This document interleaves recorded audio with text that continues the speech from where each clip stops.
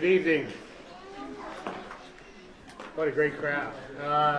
This is always an exciting night when we're swearing in police officers, so thank you so much.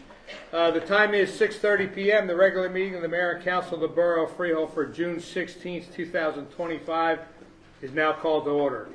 Adequate notice of this meeting was provided at least 48 hours prior to the commencement of this meeting pursuant to the provisions of Chapter 231 of the laws of 1975, the Open Public Meetings Act.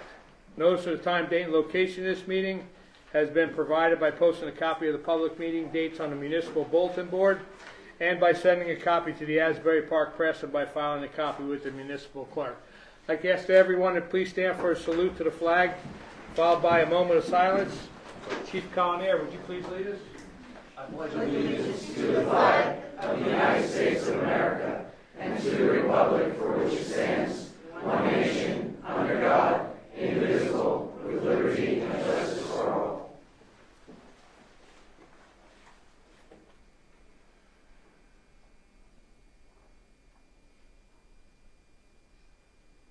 Thank you. Roll call, please. Mayor Kane. Here. Councilman DiBenedetto. Here. Councilman Freeman. Here. Councilwoman Jordan. Here. Councilman Reich. Here. Councilwoman Rogers. Here. Councilwoman Schuster. Here. Okay, again, welcome to our monthly council meeting for the Borough of Freehold. Item 4 on our agenda this evening is the swearing in and oath of office. Freehold Borough Police Department, Sergeant Patrick Healy and Patrolman Brandon Harris. So you guys, you can start making your way up, the two officers. And, I'm going to ask the chief if he'll take a couple minutes and just, as we say, brag on you guys for a little bit before we swear you in.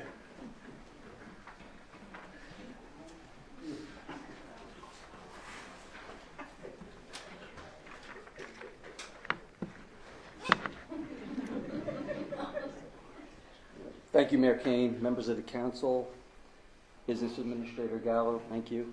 I'd like to start by recognizing the officers of the Freehold Borough Police Department gathered here tonight.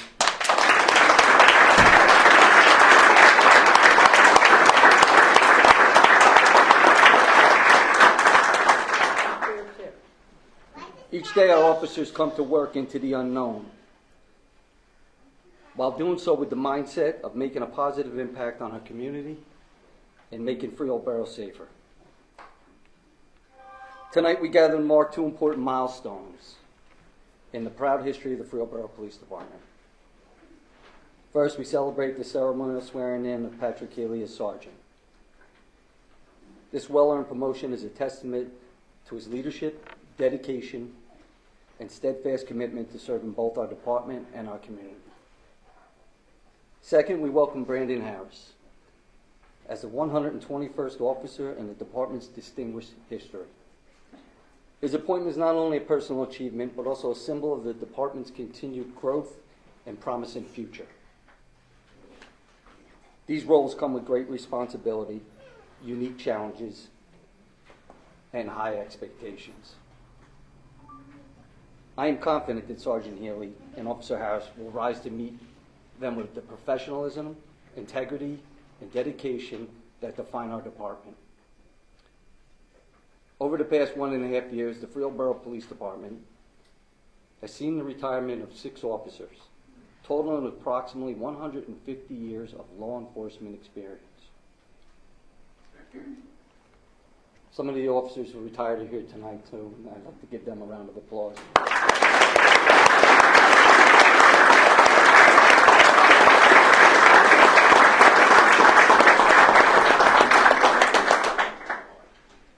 It is the invaluable experience that we've lost, but we still must forge ahead as a police department. With each retirement, we reflect on the legacy left behind. With each new appointment or promotion, we look forward to the legacy yet to be built. Congratulations to you both. We are proud of you, proud of your accomplishments, and excited for the leadership and service you will continue to bring our community.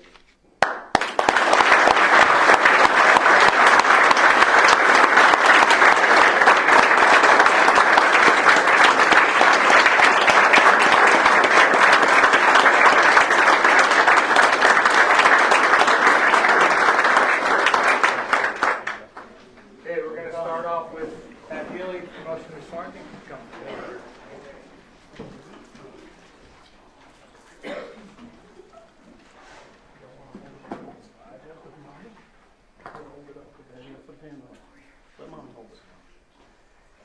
Bible, right hand up. Repeat after me.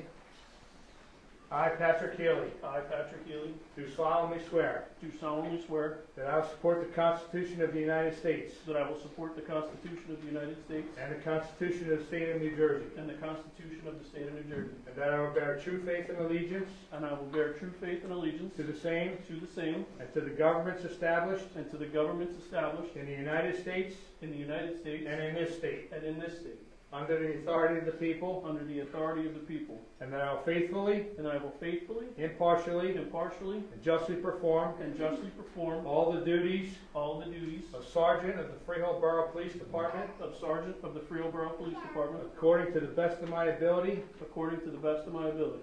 so help me God. So help me God.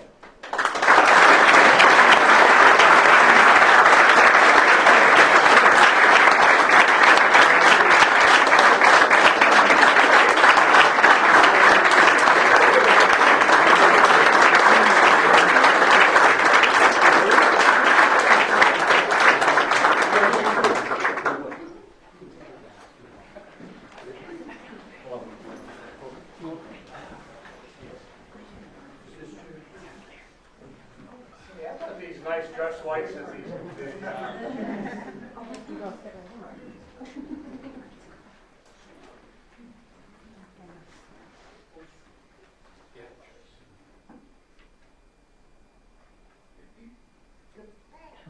I'd like to ask the officers also come down as well as the retired officers. Please come forward. The Colonel and Ensawar, you're invited in.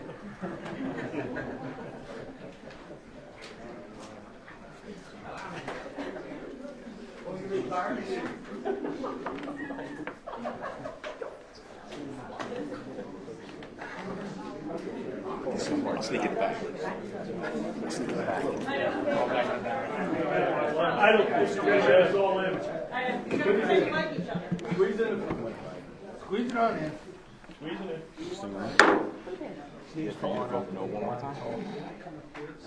You ready?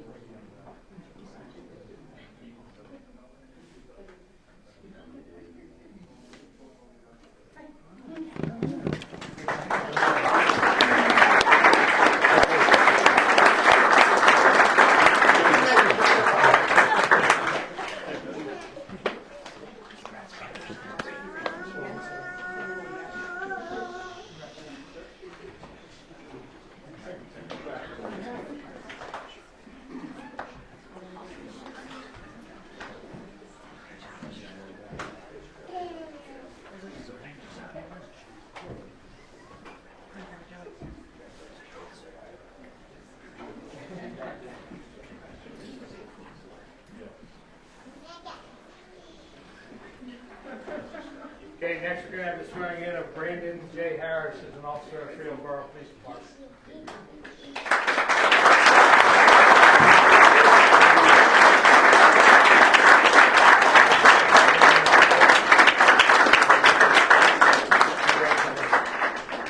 I, Brandon J. Harris, I, Brandon J. Harris, do solemnly swear do solemnly swear that I will support the Constitution that I will support the Constitution of the United States of the United States and the Constitution of the State of New Jersey, and the Constitution of the State of New Jersey, that I will bear true faith and allegiance that I will bear true faith and allegiance to the same to the same and to the governments established and to the governments established in the United States in the United States and in this state, and in this state, under the authority of the people, under the authority of the people, and that I will faithfully, and that I will faithfully, impartially, impartially, and justly perform and justly perform all the duties all the duties of patrolman of the Freehold Borough Police Department of patrolman of the Freehold Borough Police Department according to the best of my ability, according to the best of my ability, so help me God. so help me God.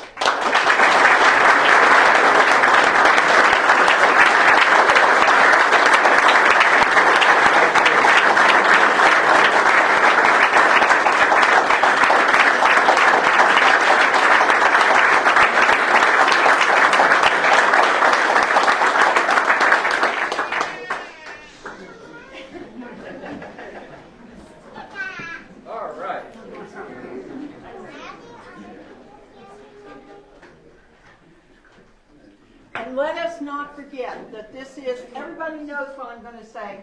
And if former Chief Dispenza is laughing back there, somebody hit him for me. This is a family commitment. There are wives and mothers and children and siblings and fathers, how have we got here, who send these officers out every day. We appreciate you, and we understand and appreciate your commitment.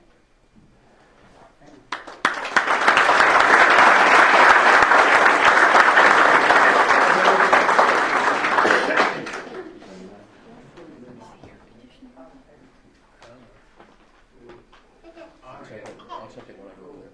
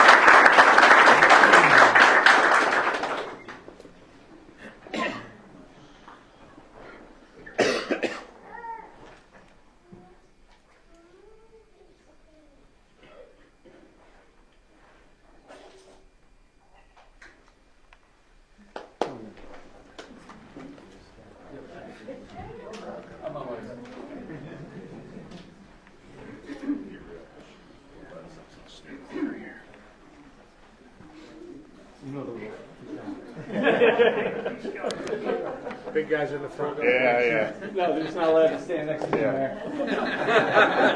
Even with the hat on.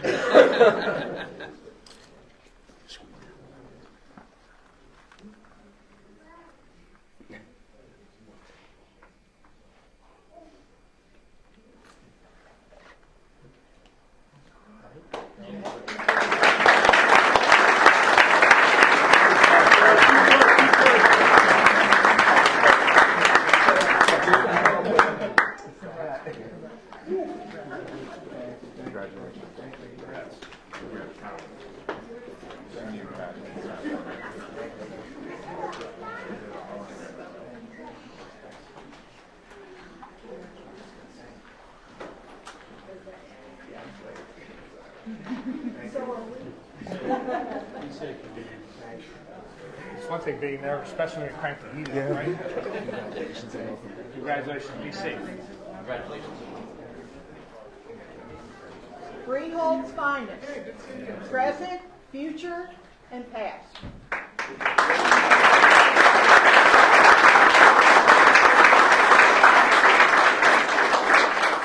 As Councilwoman Schutzer mentioned, we do have former Chief Craig Dispenza with us tonight. Craig, take a bow, please.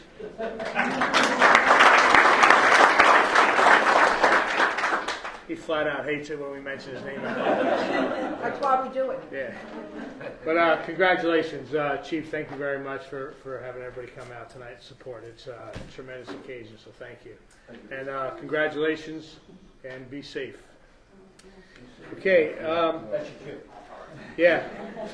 You guys are welcome to stay, but you've been here for a few of these, so congratulations. Thanks, guys. Take care. Thanks.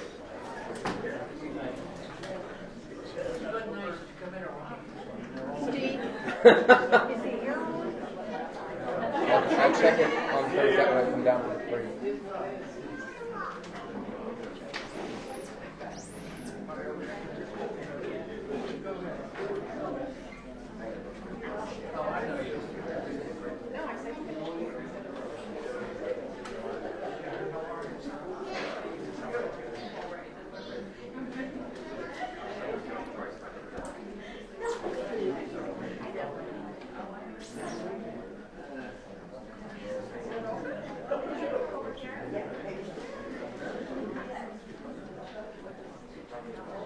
Okay, the next item on our agenda is another exciting part of every year is the annual Memorial Day Parade Awards. I'm going to ask Council President Rice if he'll just speak on this for a couple minutes and introduce the chairs. Sure. I'm going to head down, so give me the moment.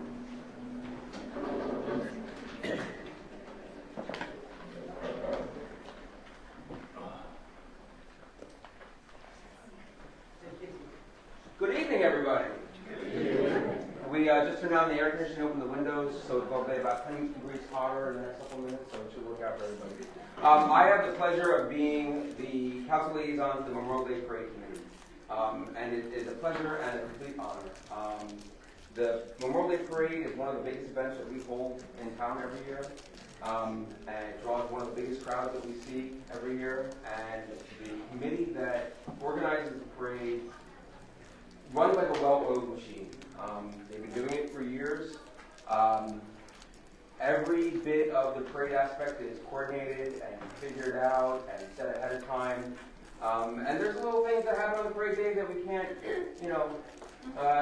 can't foresee in the future. But I can tell you that one thing that we know is that it's not going to rain on the parade. It might rain before and it might rain after, but not during the parade. So it's my pleasure to introduce the members of the parade committee for tonight's award ceremony. Our police department liaison is Sergeant Nick Iozzi. We have Bernie Weinstein from the Jewish War Veterans. We have Ed Temple from the Marine Corps League. Former Councilman George Schnurr. Josie Rosado. Ken Postelpak from the VFW. We have the American Legion. We have Rebecca Ponder from the VFW and the DAV. DAV, wow, I'm batting 1,000, aren't I?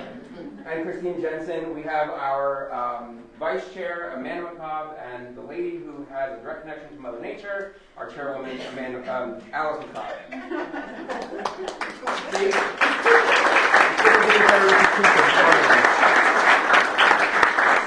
I'm going to hear about all of those mistakes at the recap meeting, and it's going to be part of what I have to fix for next year. This is what we get for feeding. Yes, exactly. You want me to rule? Yeah. Okay. Do you have your first, please? Second place first. Okay. First place, second. Yeah. Second place, Color Honor Guard, Second New Jersey Regiment, Helms Company.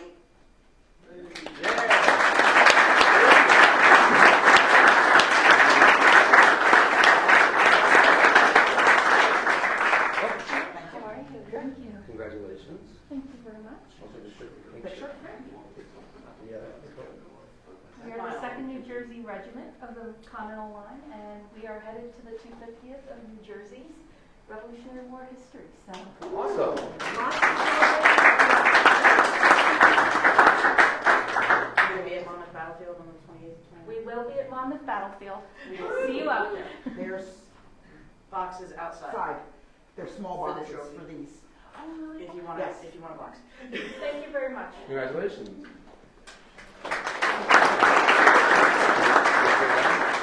Okay. First place, Color Honor Guard. Cold Snack High School, Navy, Junior, ROTC.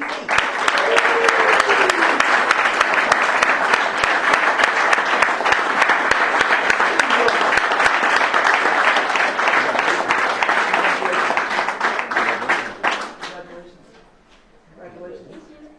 Congratulations. Major Penzak would be very proud of this for his last parade. Maybe we're short. Come on in, so we all can get in the picture. Somebody grab this. Smile. Thank you. There you Thank you. There's boxes go. Outside. outside. Okay, thank you so Sorry. You're much.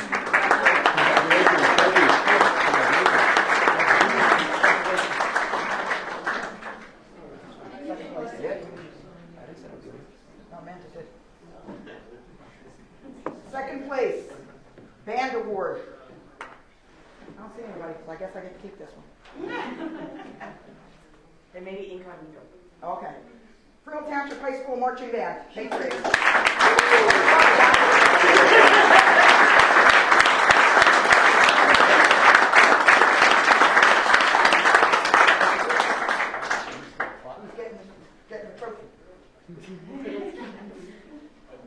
Come this way a little bit. Come this This way. way.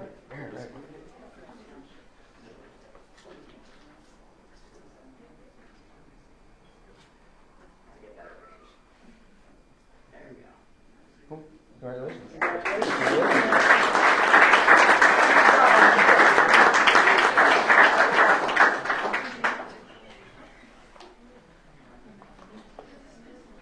First place, band award. Oh, I don't see anybody from here either. We didn't see them either. Well, that's true. Christian Brothers Academy Pipes and Drums. You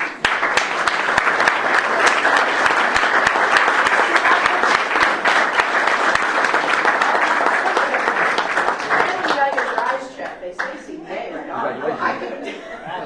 The score's even now. Okay. Thank you so much. You're very welcome. Congratulations. Congratulations. Thank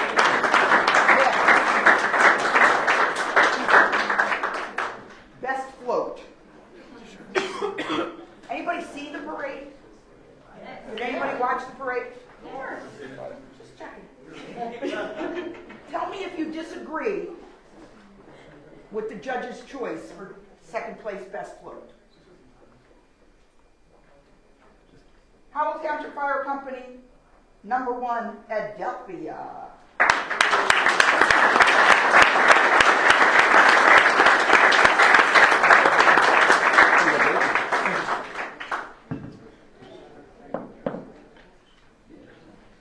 Smile, Mom. Pretend you like the parade. Anybody disagree with that? Do you want Okay. Amanda? Jump to the other side? No, just take the shirts. Best float, first place. First place, can't speak, good English. American Legion Post 54.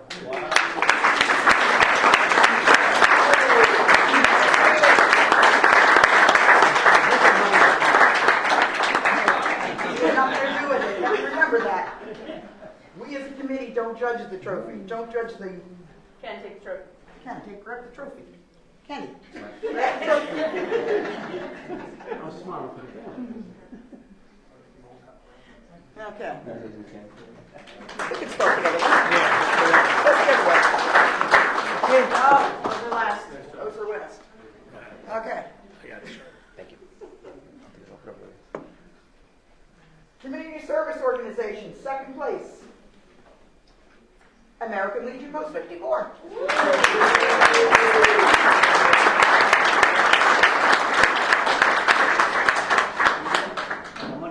It's going to drain your wallet account.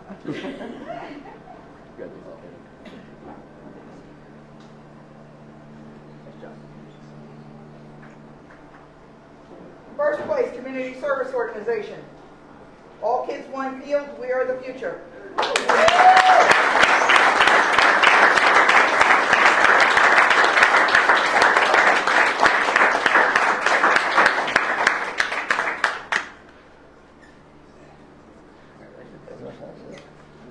Again, there's boxes for all of these outside. Smile. Tell me I don't do it often. All Kids One Field, also a McGaffin Award winner this year.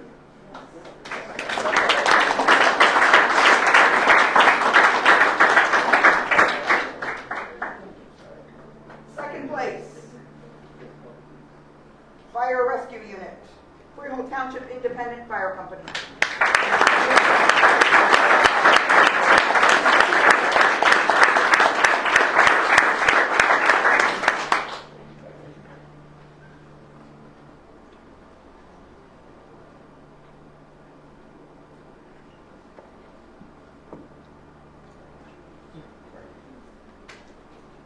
First place, Fire Rescue Unit, Freehold EMS.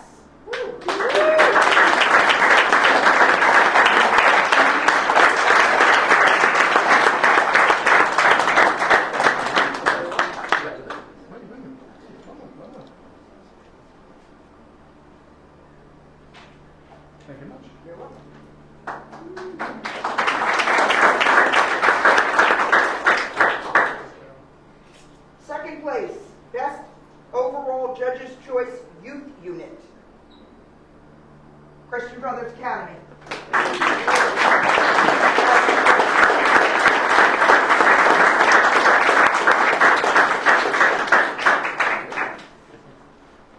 Who got the last one?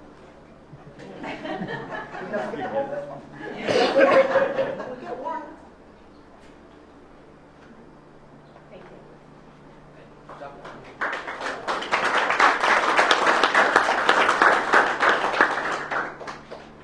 Best overall youth unit, Judge's Choice, Colstech High School Junior, ROTC Navy.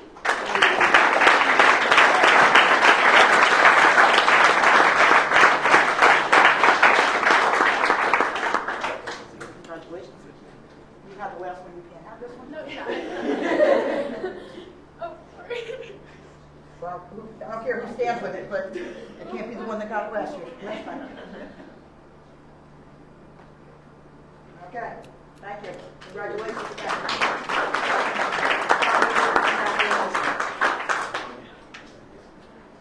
Judge's Choice, second place, best overall. 2nd New Jersey Regiment, Helms Company.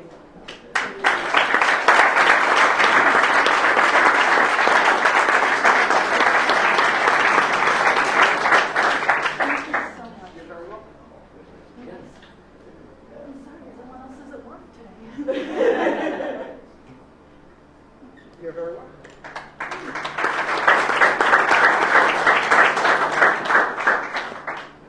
First place, Judge's Choice, best overall. Pipes and drums.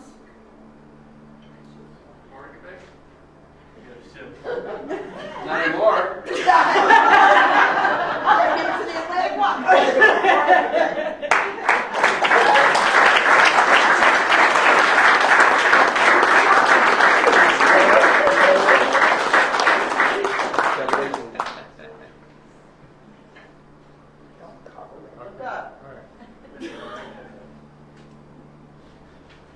Thank you.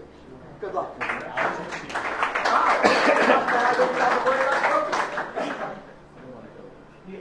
Okay.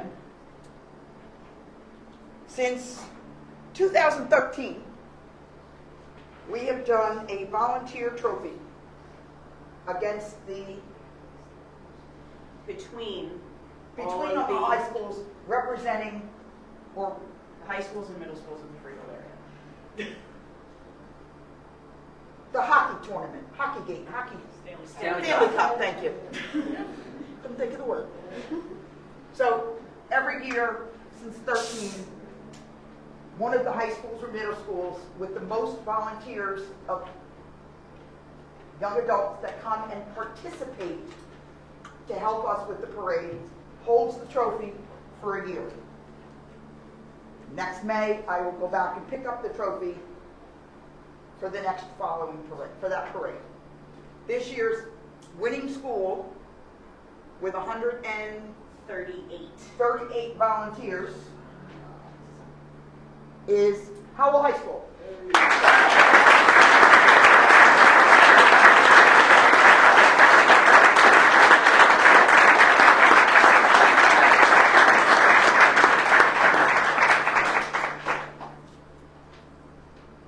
I don't know what you guys are doing over there at all, but keep doing it, please. Thank you.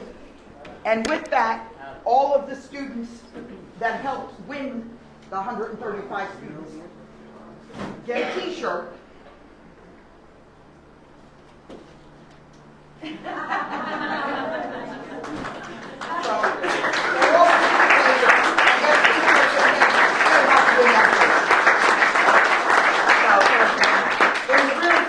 This year we had 2 students that came back and wore their shirt from last year. That's the highest number of volunteers From one school. to date. I don't know. You might have topped yourself last year from this year. I don't know. It's Howell wins the best ever. They've won the last 3 1, years. 2, 3 years. I think we had around 220 volunteers from the area high schools and middle schools this year.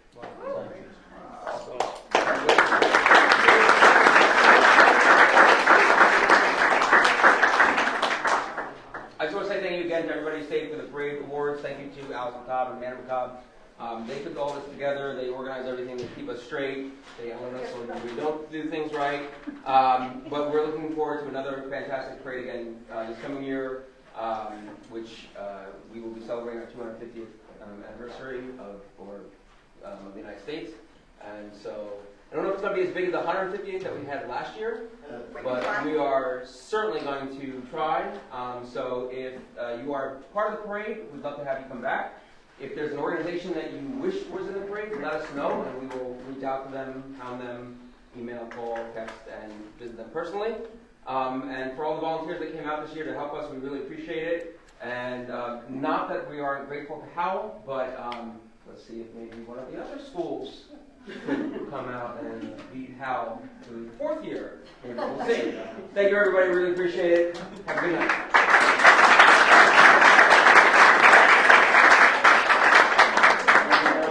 In closing, can I just say one thing about the parade? The beginning of the parade is the most spectacular and the reason why we're all here. I would like to thank Councilman George Schnurr for a spectacular event at the point. And that's the reason why the parade is here.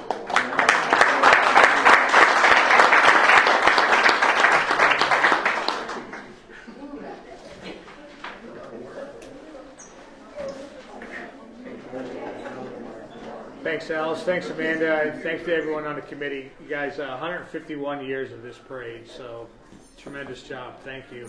And as Councilman DiBenedetto said, former Councilman George Schnurr does a great job starting it off at the memorial service at Elks Point. So thank you to everyone involved in our Memorial Day festivities. Thank you. You're welcome. See you next year. Okay. Bye, Alice. Thank you, Alice.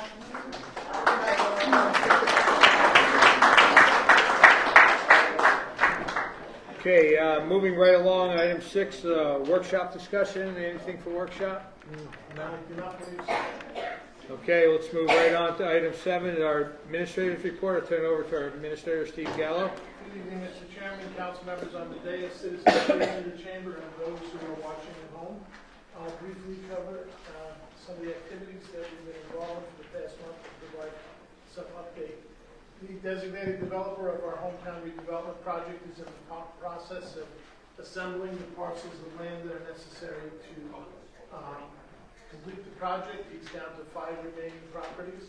My understanding is that the appraisals have been completed and that offer letters have been sent out to those property owners. 200 Park Avenue, we're waiting for a start date. The current tenant has a lease through the end of the year. The project has paid its water and sewer connection fees and is ready to move forward. We continue to meet with developers who are interested in the Nestle property. Our redevelopment plan has been completed and adopted, and we're working on planning a public presentation to developers who might be interested so they can come and learn about the property. The Freehold Raceway property has been sold to a new owner, a well-funded buyer, who will be working with us to prepare a redevelopment plan for this property. The mayor and I, along with our professionals, met with the new owners, and they seem like nice folks, and we look forward to working with them. 500 Park Avenue, we're working with the property owner to prepare a redevelopment plan for this area. You may have noticed a lot of activity on streets throughout town. We're back up and running on Throckmorton with the resurfacing from the borough limit into town. We've completed the intersection of Throckmorton and Main Street with the new brick face surfacing to delineate the crosswalks and cobblestones. We are awaiting approval from DOT to go out to bid for Lloyd Street. The package has been with them for some time, and we're waiting for them to give us the green light. Throckmorton, we're under construction. Bond and Liberty Street is in the design phase. Then it will be sent down to DOT for their review and approval. Monmouth Avenue is in Trenton. The design has been completed, and DOT is reviewing it prior to bidding. We're hopeful that we can get it out to bid before the end of this month. We have on our agenda an award of contract for Lenore Street Park, which is one of the many parks that we'll be upgrading this year. That will be a handicapped accessible, all-inclusive park funded under state funding under the Jake's Law provision of the Green Acres program. We're also doing an upgrade of the playground at Musgrave Park. At Veterans Park, we're applying for additional funding through the, MCDBG, it's not, it's the County Open Space, for a new stairway and park furniture at Veterans Park. We also plan on installing electricity at the gazebo so that we can support those concerts that everyone enjoyed last year. We're working at Wilson Field to get funding from the Community Development Block Grant Program to supplement grant funds we've already received to construct 2 soccer mini pitches at this location. And there'll be a public hearing in a little bit on that project. Liberty Street Park, the funding is in place, and the engineers have been working on the design, so that should be up to bid soon. Court Street School improvements, we've completed the public input phase, and the project is now being designed and ready to go out to bid. We are meeting with an architect with regard to our new public safety facility, and that project should move forward soon. We're doing some work out at Lake Tappanemos, including finalizing the last stages of DEP's request for additional information on the water quality study that we completed. We're also working on our semi-quincentennial, which is our 250th anniversary. We're having a historic trails prepared for the borough that will link up various historic sites and have signage and maps available for people who want to do a walk around town, stopping at all of our historic sites. We're working on our lead service line replacement program, and we have this evening on our agenda contract for the engineers to design the specifications for that, and then we go out to bid.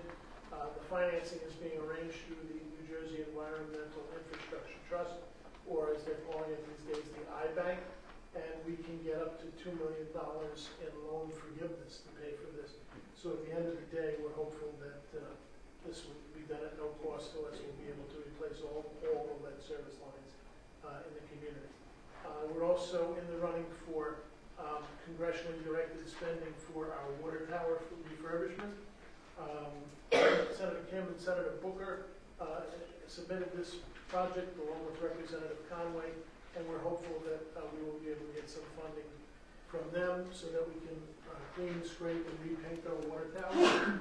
The fallback position is that we can finance that through the Environmental Infrastructure Trust, again with loan forgiveness, which is essentially free money. And then finally, we have an event planned for June 28th of this year on Main Street, kicking off our celebrations of the semi-quincentennial, the 250th anniversary. It's being held downtown, and anyone who's interested is always welcome to come and join us. That's what we're up to. Thank you. Any questions from council? That report? Okay, thank you very much. Item 8, this evening is the approval of minutes, council meeting May 19th, 2025. I'd like to move those minutes, please. I'll second. Roll call, please. Councilperson DiBenedetto? Yes. Friedman? Yes. Jordan? Yes. Reich? Yes. Rogers? Yes. Schutzer? Yes. Okay, the minutes of the council meeting from May 19th, 2025 are approved. Item 9 is a second reading and public hearing, ordinance 2025/14, amending Chapter 18 zoning of the Borough Code in order to amend the regulations for parking. This is the second reading and public hearing. I'd like to open up to the public. If anyone from the public care to address this ordinance, please step forward, state your name and address for the record. Seeing no one from the public, I'll make a motion to close the public portion. I'll second that. Roll call, please. Councilperson DiBenedetto? Yes. Friedman? Yes. Jordan? Yes. Reich? Yes. Rogers? Yes. Schutzer? Yes. Okay, the public portion is closed. We have a resolution adopting ordinance 2025/14 and authorization of publication. I'll make a motion, please. I'll second that. Any discussion? Yeah, I just want to comment on this. This is part of the process of trying to tighten up some of our housing issues when it comes to the number of rooms that are being converted to bedrooms. This is going to tie how many bedrooms can be, how many additional bedrooms can be put into a house the number of on-site parking spots that are already available. So if there's 3 spots available and there are 3 bedrooms and someone wants to make it 6 bedrooms, they're going to have a problem because there's not 6 parking spots. So that's hopefully going to help some of the issues that a lot of our neighborhoods are dealing with the conversion of dining rooms and living rooms and other rooms to bedrooms. So appreciate the work of our planner, the attorney, and Steve and everyone who's been involved in this process. Thank you. Any further discussion? Roll call, please. Councilperson DiBenedetto? Yes. Friedman? Yes. Jordan? Yes. Reich? Yes. Rogers? Yes. Schuster? Yes. Okay, ordinance 2025/14 is adopted. Item 10 this evening is second reading public hearing ordinance 2025/15, amending and supplementing Title V business licenses and regulations, filming. Again, this is a second reading public hearing. If anyone from public care to address this ordinance, please step forward, state your name and address for the record.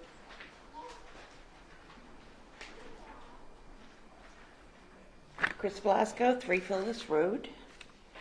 Okay, on the first page of this ordinance, it states that the purpose is to minimize disruptions to the peace and tranquility of the borough residents.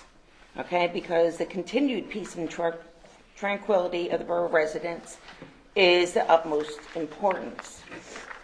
Now, I just want to turn your attention to section 5.96.020, section E, under permits. Okay, and it says filming permits shall be valid from 7 a.m. until 10 p.m. Exemptions to film at other times shall be granted only upon showing that night filming will not significantly disrupt the peace and quiet of residents in the facility. Now, I emphasize the word film because I'm going to get to that in a second. Section 5.96.030, section C. Okay.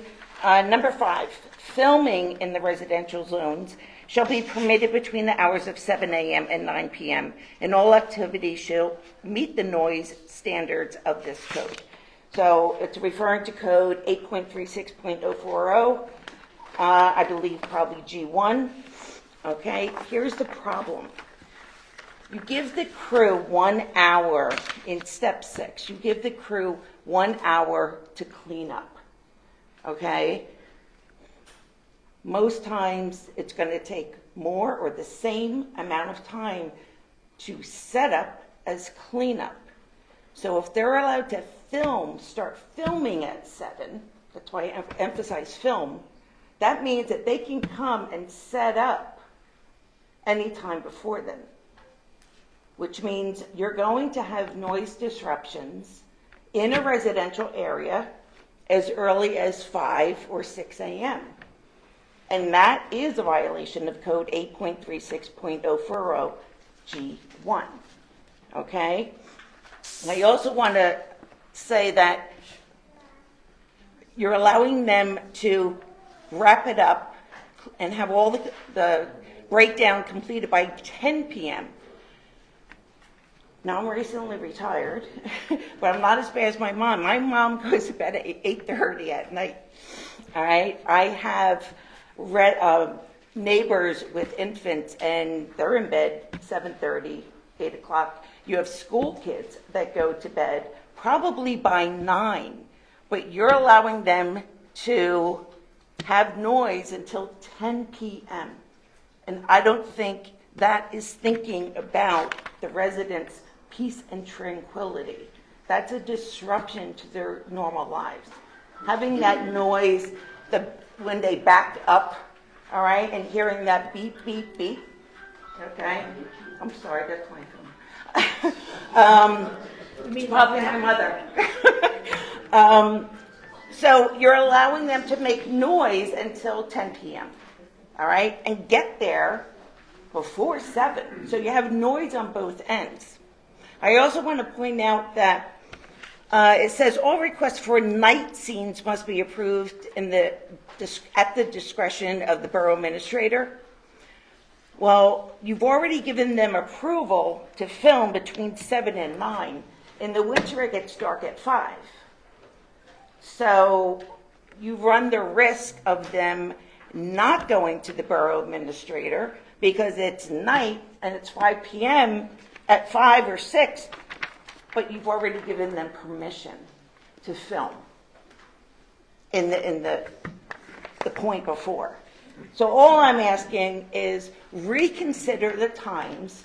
Remember, this is a residential area that you're zoning in on, not downtown, where, you know, you can handle all of that, and there's less people. So if this is truly to minimize the disruption to families and, you know, to work and ensure the peace and tranquility, please reconsider the times to allow for that before and after. Thank you. Okay? Thank you. Anyone else care to address this ordinance? Mr. Chairman, if I could just offer a comment. Sure. Nowhere in the ordinance does it say you can start at 5 a.m. And specifically, it says all activities shall meet the noise standards of the code. Freehold has some of the toughest noise standards I've ever seen.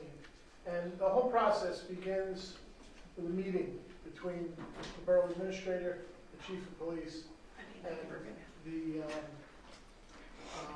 I'm sorry, I'm addressing them now, okay? Oh, okay. Yeah, I thought, you can finish. no. In the past, Okay. if there were any, you know, we used to go back and forth. Yeah. No? Ah, New rule? No, good. No, yeah. Okay. You're finished, right? You were Yeah. finished with your comment? Right. Okay. Now we're addressing it. Thank you. Okay, so we begin with a meeting between the police chief and the borough administrator. The state of New Jersey takes this very, very seriously. They see it as an opportunity to enhance the investment in the community through companies that want to make movies here or production facilities.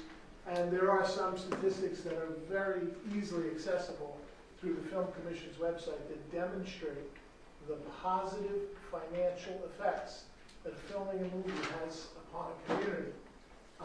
Most of filming a movie is hurry up and wait. They wait for the right time and the right moment to take, 10 minutes worth of film. But we have found them through personal experience to be extremely cooperative, to be protective of their corporate name.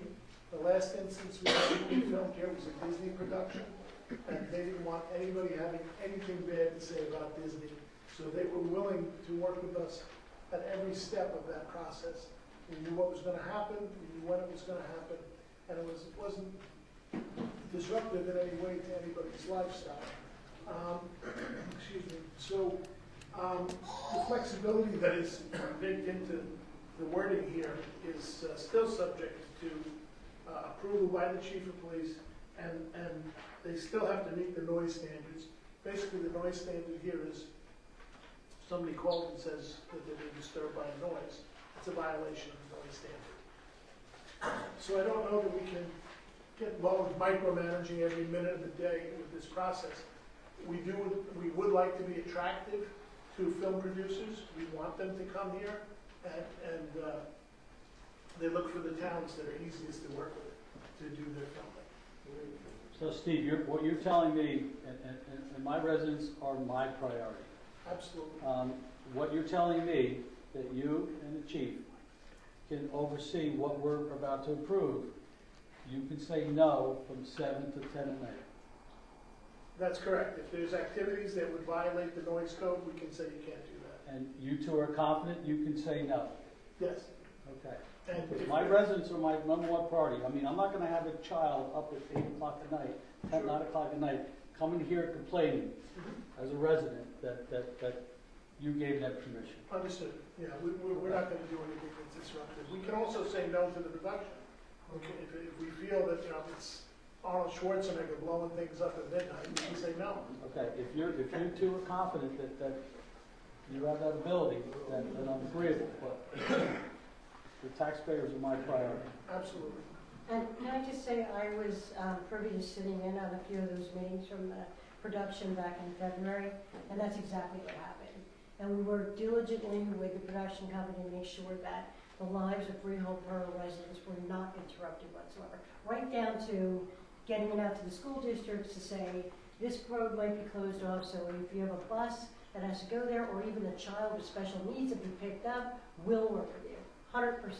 100% we did that. So I'm confident that this is fine. Okay, well, And there is a precedent, by the way. I don't know how many of you have been in Freehold for a long, long time, but years ago, when the simulcasting started at the racetrack, the first night of the simulcasting, I just about had heart failure. It was so loud, my house was shaking. And we addressed it. I was not on council then, but we addressed it immediately with the town. The town stepped in, and that was the one and only night that that happened. So nobody's rights are going to be violated here. Further, Mr. Mayor, included with the revisions to this ordinance is authorizing the borough to establish a code of conduct with administratively enforceable guidelines. And these amendments were specifically made to conform with the New Jersey Film Ready program, which is a statewide guideline in terms to where the borough could eventually be deemed a film-ready town or municipality or borough. And in this case, it would open things up in terms of a method where the residents are protected, but the borough would also be an attractive place for production companies to apply. As the business administrator stated, nothing in this is automatic. They have to apply for a permit. It's not a rubber stamp. These are just the guidelines that are in place if they get the permit. Okay, thank you. Anyone else from the public care to address this ordinance? Seeing no further comment from the public, I move the public portion be closed. Second. Roll call, please. Councilperson De Benedetto? Yes, Chris, thank you so much for bringing that up. Just wanted to clarify that for the audience and the taxpayers. Okay. Thank you, gentlemen, to our professionals also. Yes. Friedman? Yes. Jordan? Yes. Reich? Yes. Rogers? Yes. Schutzer? Yes. Okay, the public portion is closed. We have a resolution adopting ordinance 2025/15 and authorization of publication. I'll move that. Second? Roll call, please. Councilperson De Benedetto? Yes. Friedman? Yes. Jordan? Yes. Reich? Yes. Rogers? Yes. Schutzer? Yes. Okay, ordinance 2025/15 is adopted. Item 11 is a second reading public hearing ordinance 2025/16, regulating unmanned aircraft use within the borough of Freehold. Again, this is a second reading public hearing. Anyone from the public care to address this ordinance, please step forward, state your name and address for the record. Seeing no comment from the public, I move the public portion be closed. Second. Roll call, please. Councilperson De Benedetto? Yes. Friedman? Yes. Jordan? Yes. Reich? Yes. Rogers? Yes. Schutzer? Yes. Okay, we have a resolution adopting ordinance 2025/16 and authorization of publication. I'll move that. Second? Discussion? Roll call, please. Councilperson De Benedetto? Yes. Friedman? Yes. Jordan? Yes. Reich? Yes. Rogers? Yes. Schutzer? Yes. Okay, ordinance 2025/16 is adopted. Item 12, the second reading public hearing ordinance 2025/17, amending and fixing determining salaries of certain officers, positions, and employees of the borough of Freehold. Again, second reading public hearing. If anyone from the public care to address this ordinance, please step forward, state your name and address for the record. Seeing no comment from the public, I move the public portion be closed. Second. Roll call, please. Councilperson De Benedetto? Yes. Friedman? Yes. Jordan? Yes. Reich? Yes. Rogers? Yes. Schutzer? Yes. Okay, the public portion is closed. We have a resolution adopting ordinance 2025/17 and authorization of publication. I'll offer that. I'll second. Any discussion? Roll call, please. Councilperson De Benedetto? Yes. Friedman? Yes. Jordan? Yes. Reich? Yes. Rogers? Yes. Schutzer? Yes. Okay, ordinance 2025/17 is adopted. Item 13, we have a couple public hearings. We have item A is an application to the Monmouth County Office of Community Development for Wilson Park mini pitch project. We got a little presentation on this, Steve, or we're just going to talk about I it? can briefly go through it. Okay. As council members are aware, there is a growing need and interest in soccer in the community. This particular project came to our attention through a grant program from U.S. Soccer Association. They're interested in building soccer mini pitches throughout the country in anticipation of next year's festivities regarding soccer. And they approached us saying that they would finance the mini pitch itself, but we had to do the site preparation work.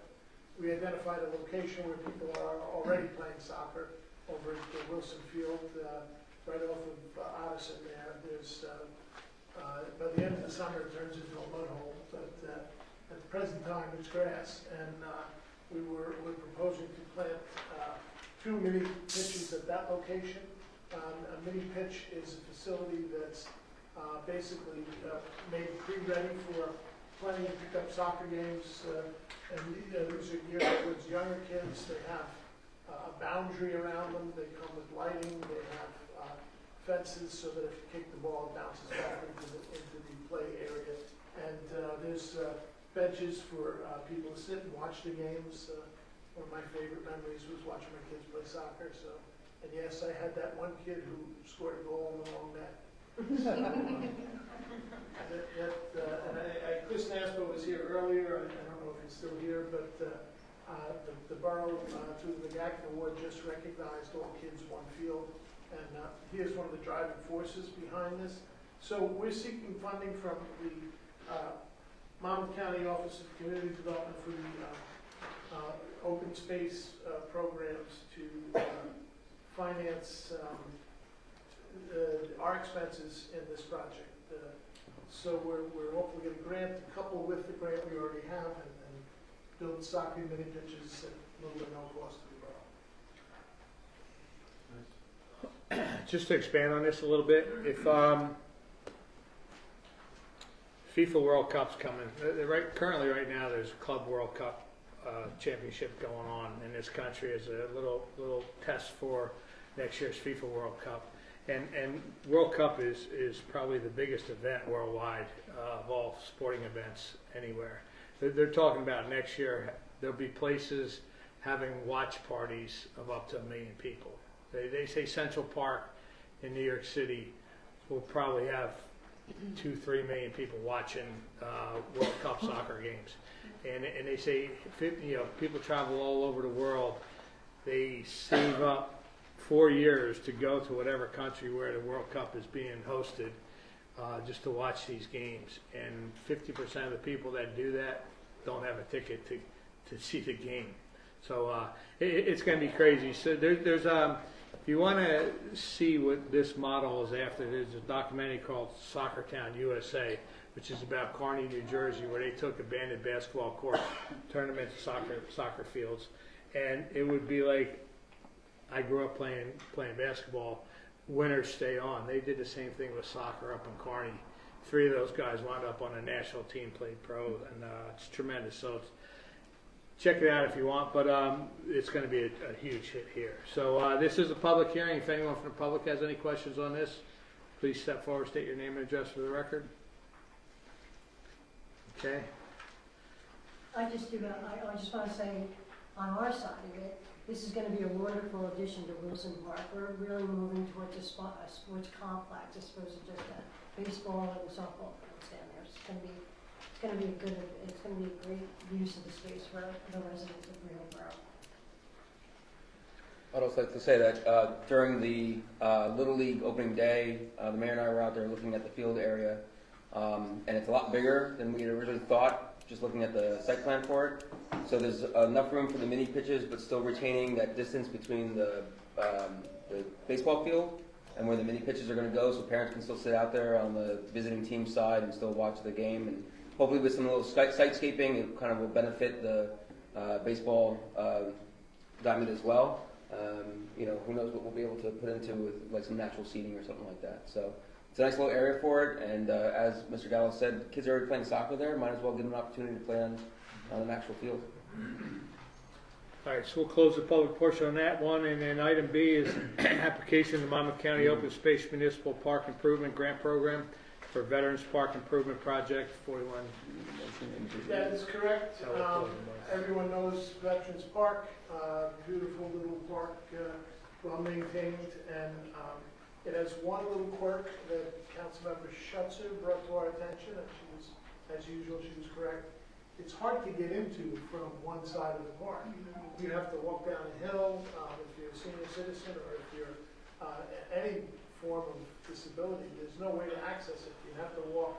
It's got to be, maybe half a mile around the block to get in the main entrance. So at one point in time, there was a log walkway where you could walk down into the park. That's all since eroded. So we're proposing to build a staircase there for accessibility, as well as add additional public furniture, trash receptacles, and a couple shade trees in different areas, and to do some restoration work on the trails and create a new trail running to the foot of the staircase. This is our second application. Unfortunately, in a different program, we did not get funded, so we keep trying until we get funded. So Monmouth County Open Space is a great program. I don't think we've ever been turned down by them. So we anticipate getting approved and hopefully getting this street in this summer so that we can enter the park from that side of town. Okay, again, this is a public hearing on this. Anybody have any questions on this Veterans Park project? Please step forward, state your name and address for the record. Just a clarification point, Mr. Gallo, if I'm not mistaken, the information that we got back from the open space grant was that we have a couple open space projects going on right now, so they're tabling this for us until we get through some of those projects. Actually, we applied for funding through the Green Acres. Green Acres. And we have a number of projects that are funded that have not been completed and closed out yet. So they deferred us a year, but we applied for a different program.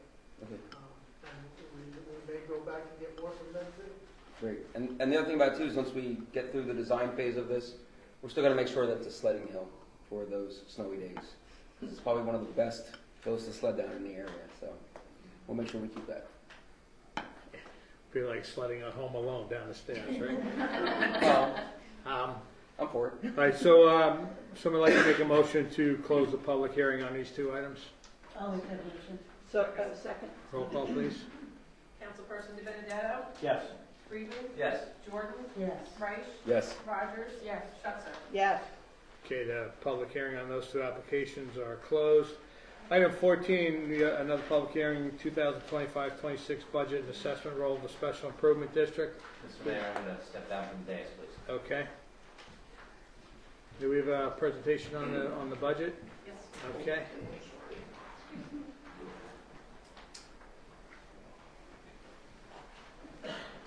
Good evening.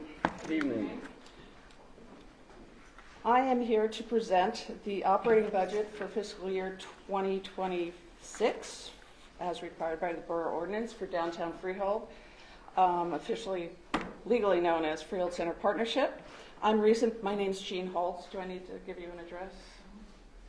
Not Just just the Okay. name. I'm recent past chairman of the Board of Directors and a member of the Executive Committee.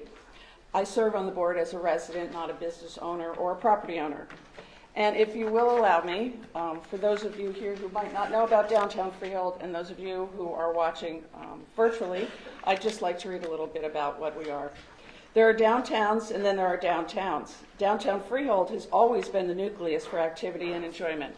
Downtown Freehold continues after more than 2.5 centuries to be the central gathering place for Western Monmouth County.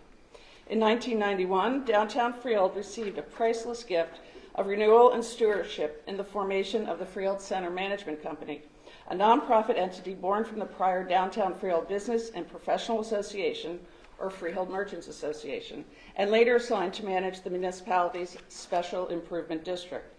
The Freehold Center Management Corporation is founded upon the recognition that Downtown Freehold is the heart of Freehold Borough and Western Monmouth County.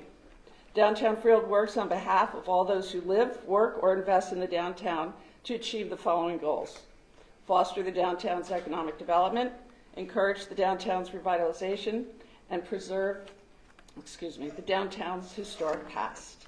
In pursuit of these goals, Downtown Freehold is committed to inviting and collaborating with all members of the public and private sectors who share this vision to build a partnership that creates and implements an action-oriented plan to revitalize these goals. Downtown Freehold is comprised of dedicated professionals who pledge their efforts, ideas, and time to sustaining a proactive organization that addresses concerns and challenges as they may arise, as Jeff knows all too well, and to create a thriving and safe downtown for all to enjoy all year long. The partnership's approved budget for the coming fiscal year is $600,500. It was carefully crafted to reflect the goals of the organization and allow it to be effective and productive. I would like to note that the revenue from tax levy of that $600,000 plus is $375,000. The balance of Downtown Freehold's income, nearly 1/3 of the budget, it is important to note, is raised through contributions and sponsorships. This is a rather unique achievement in terms of SIDS throughout New Jersey. The vast majority of SIDS of our size rely mostly, exclusively, on the funds received from their municipal tax levy. Our staff works tirelessly to bring in additional revenue to make Downtown Freehold even more attractive and special. And it is a symbiotic relationship. The more successful Downtown Freehold's programming, projects, beautification, and marketing efforts, and member services, the more staff are able to attract sponsorships, contributions, and fees to increase our budget. We have a very thorough, open, transparent, and small d democratic voting process for electing members to the board and for passing the budget. The budget requires 2/3 of membership voting approval. We received 100% approval on this year's proposed budget in the voting back in March. Also, please note, our annual audits are clean. Our audits and budgets are posted on the website. And also, anyone can attend our monthly board meetings and participate, ask questions, offer suggestions. All financial decisions are made there. I would also like to, if I could, I don't know if I need to present anymore, but I know Marlene was going to talk about some of our beautification efforts. Yeah.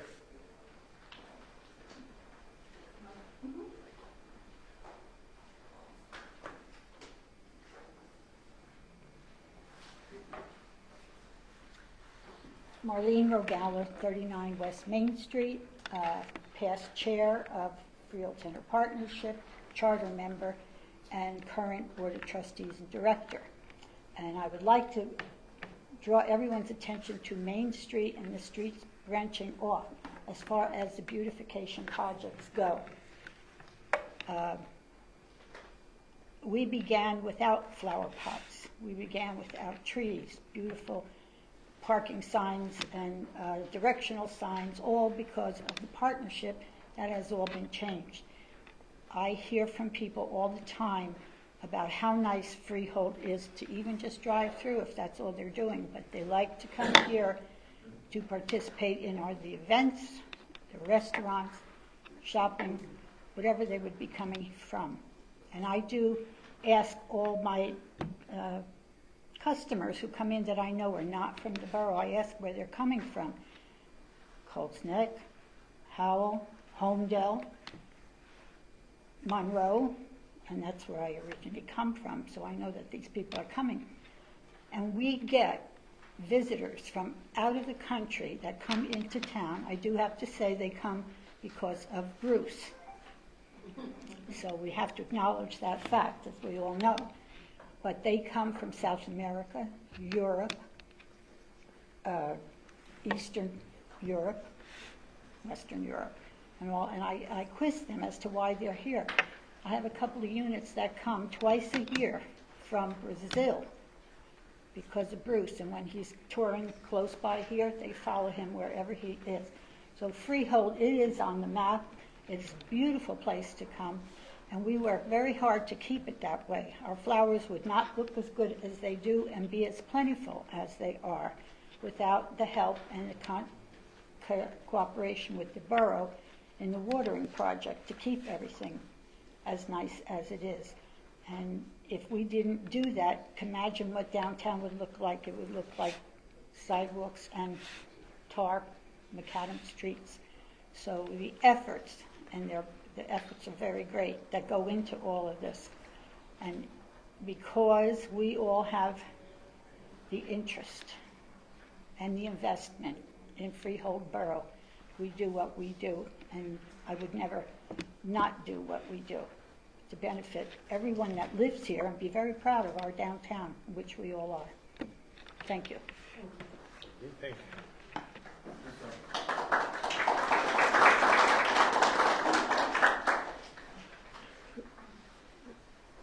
That's it on the presentation, Gene? No more? Okay. All right.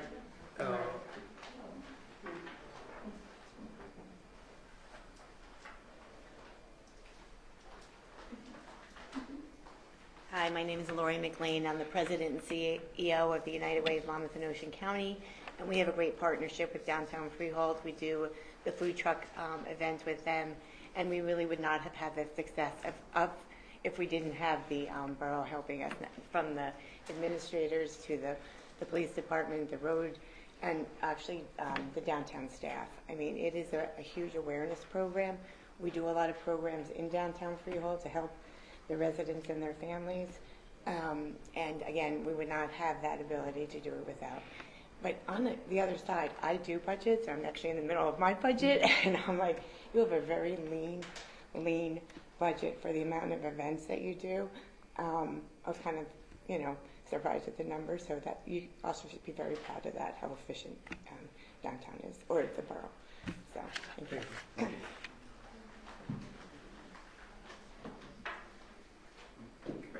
Okay, this is a public hearing, so I'd like to put it out. If anyone from the public would care to address the 2025-26 budget and assessment role of the Special Improvement District, please step forward, state your name and address for the record.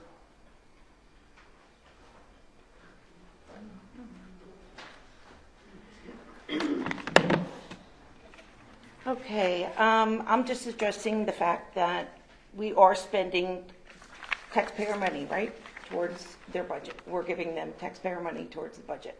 Not Businesses. and on a whole, no. It's the business. The business, yeah. It's a Special improvement. Okay. But I just want to make you aware that as an entity, Downtown Freehold has blocked residents from receiving their social media posts and has removed them from email communications. Okay, I know because I am one of them and I am blocked. Now, as a resident, I deserve to know when roads are going to be closed for events. I should be, informed that what's going on in the town. And unless the borough of Freehold and the person that puts out all the government-related kind of posts is going to pick that up and start posting Downtown Freehold stuff, residents, not all residents of Freehold and taxpayers of Freehold, will be informed about what's going on downtown. Okay? So, for the last 2 months, ever since I tried to look out for the court jester, when a flyer was posted for St. Patrick's that was filled with typos, and I was looking out for how people would would think of the court jester, I instead of saying thanks, correcting it, reposting it, I'm now blocked from receiving anything from Downtown Freehold. That is not being, it's not being open, it's not being transparent. It's just playing favorites. So I just want to say that, residents, all residents, should have the ability to be able to be on the mailing list for emails and to be able to see the social media posts, especially when it's all Freehold related. Did you know that Fort Jester has their own media platforms that you could have gone to? It was I haven't liked their page, so I only get their things once in a while, but it was Downtown Freehold that forwarded the flyer. They have an extremely robust Instagram account, and they're allowed to do that. Okay. Fort Jester. Right, but they all, that business also supports Downtown Freehold. Do you think that they would look out for their sponsors and putting them in the best light rather than embarrassing them by putting out a flyer where words were misspelled? So, I mean, that's just a business ethic that I follow in my job. I would never put out anything of my clients that is going to make them look bad. But you made public the mistakes that they were making to make them look bad. Is that correct? It's the only way to, because I'm not friends. I'm not friends. They have a phone number, Chris. I don't know it. All I did was say, You know, hey, can you fix the flyer Listen, with I'm the I'm a typos? social media idiot, and I would even know how to get the Court Jester's phone number to call and It say. wasn't the court gesture. It was Downtown Court Freehold. Jester, huh? It was. It was Downtown Freehold that was posting They it. have a phone number as well. If it was the Court Jester that you were attempting to help, you could have called the Court Jester. Because I think that the perception is that this works both ways. You know, you may feel embarrassed by what they did to you, but they also. I'm not embarrassed. Well, I thought that's what you said. No. But anyway, I just think that. I'm just saying, as a resident, I deserve to know when Main Street's going to be closed.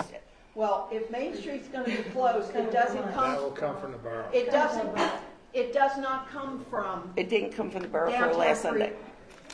Nothing came out. Do you want the answer? If Main Street is going to be closed, as Throckmorton Street has been closed recently for repairs, and Main Mhm. Street for the walks being put in, it will come from Freehold Borough, Right. not from downtown Freehold. So downtown Freehold blocking you, and by the way, I barely even know what that means. So I am well aware of what's going on in this town, and I don't get anything from downtown Freehold. So I think they have their own standards, perhaps, Mhm. and because they are autonomous, they I guess they have the right to set and follow their own standards and enforce their own standards. I'm just not clear, Chris, on exactly. And you know, I have no issue with you or social media or anything else.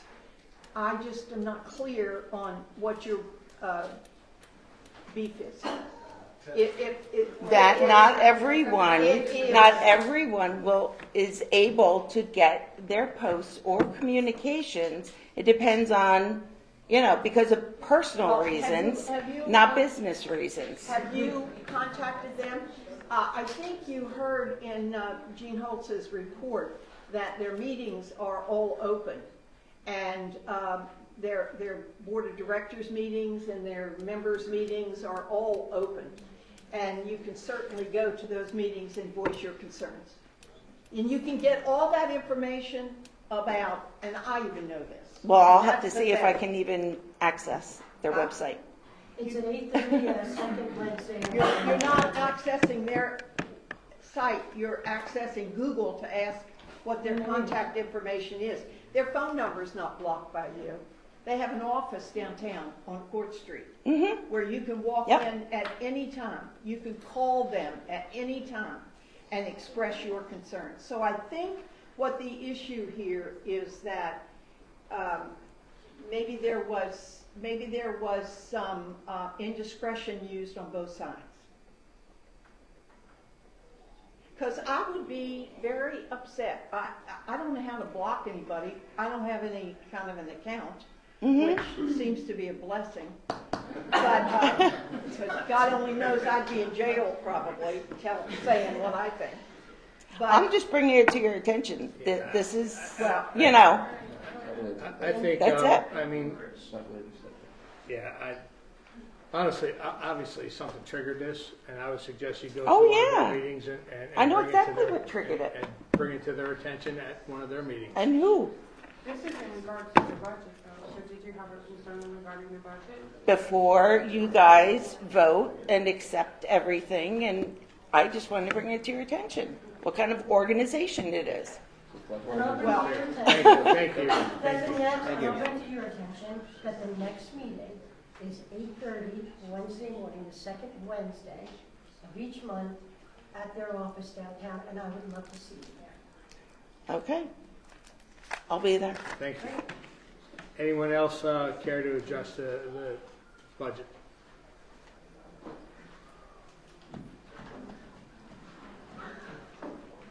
I'm going to make it real simple. Rob Garrity, Immediate Appliance. I donate a lot of money to the town, you know, for these kind of things. When you drive past, you go down Main Street, you see the big movie thing, the movie house, you know, move the screen out. You see bands playing.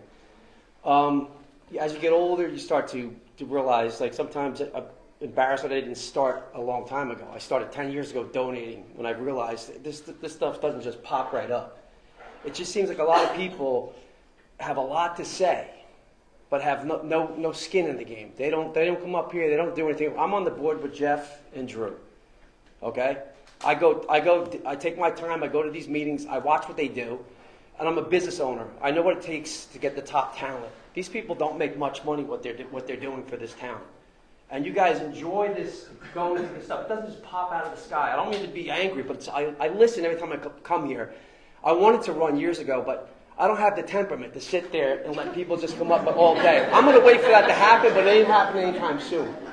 But it's just crazy. You know what I mean? Pick your fights. I just think that you guys, we have such a great community. You know, and I'm a G.I. Joe grip on my money. I work hard for my money. But you know what I mean? I know what it does for this town, and I donate it to the town, and I know how hard I have to go get that money.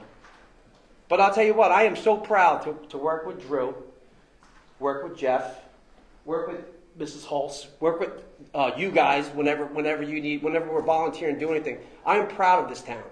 But I just wish that people could just like take a deep breath before they come out and punch. You know what I mean? That's it.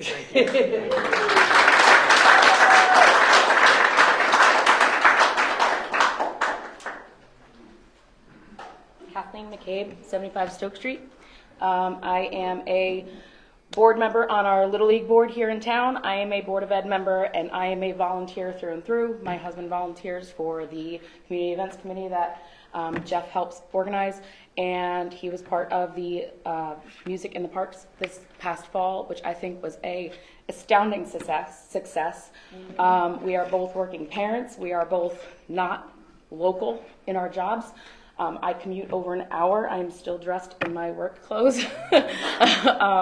So coming home after teaching middle school students, which is not the most relaxing job, and coming home to 3 young kids that just want to go, go, go. I am so pleased that we picked a town to live in 9 years ago that gives us so many options for things to do in town, where we can literally just walk to town and have so many things, and downtown Freehold is such a huge part of that.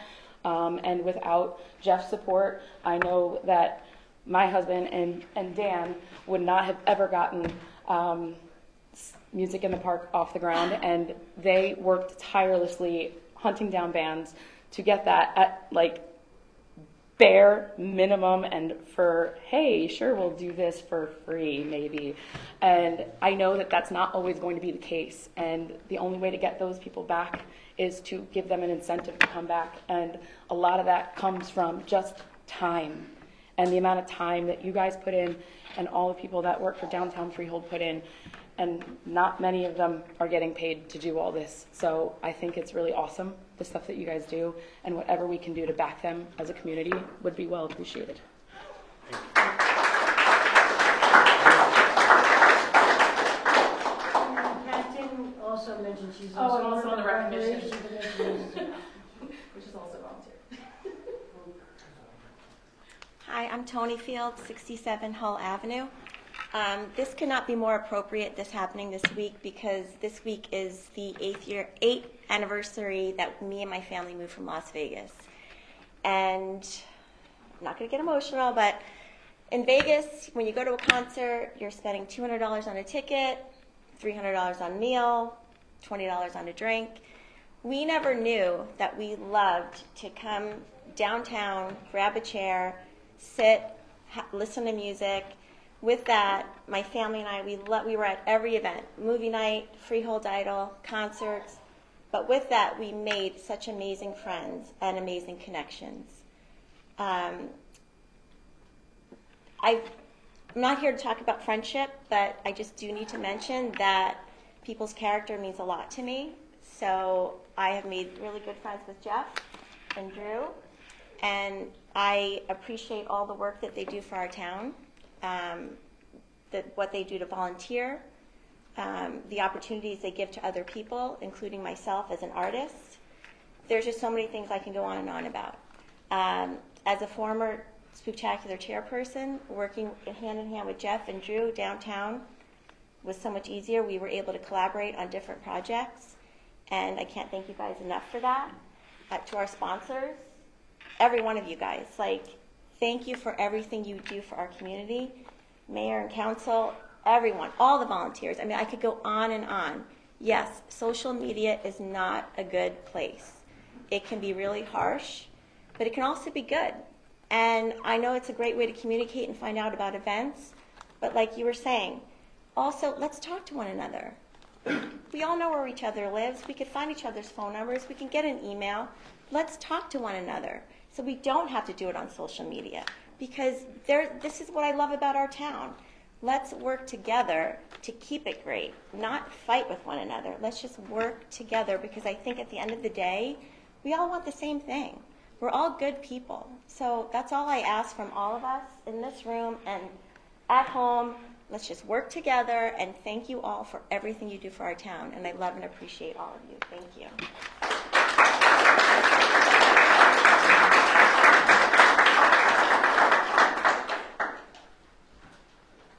Anyone else?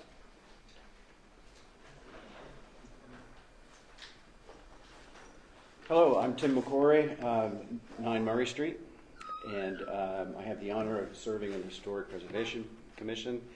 And my wife and I, Erin, moved here in 2018. I've had the very good fortune to live in some very interesting places.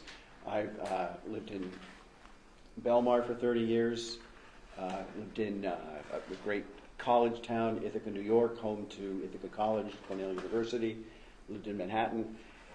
Each of these places has strengths and weaknesses, but I have never lived in a town, in a community, that draws the best of all of those places in a way that Freehold does. This is the friendliest, most vibrant, enjoyable place that personally I've ever lived. Now, I can't speak for my wife, I've learned that lesson. But I think she agrees. And I'm a great admirer of the very, very hard work that Jeff and Drew do here. And I know that everyone works very, very hard. We feel like we won the lottery because the parade, the Memorial Day parade, was right by our porch. And that's like our signature event, is to bring everybody that we love to come on our porch for that day. So everything from open mic night, all these extra things where you can always count on Jeff and Drew to be there at odd hours and whatnot. I just want to say a big thank you, and that everyone contributes to this being a great place to live. So thank you very much. Thank you.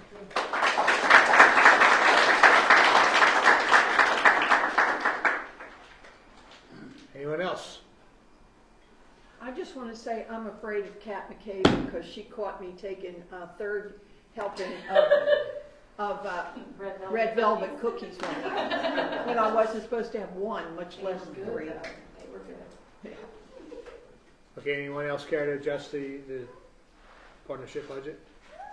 Okay, I'll entertain a motion to close the public portion. So moved. Second. Roll call, please. Councilperson DiBenedetto? Abstain. Jordan? Yes. Reich? Yes. Rogers? Yes. Schuster? Yes.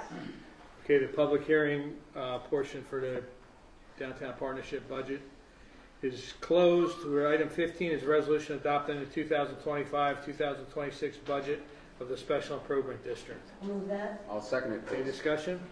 I just want to say, that I know it's wonderful hearing everybody speak tonight, and everything that everyone says is absolutely 100% true.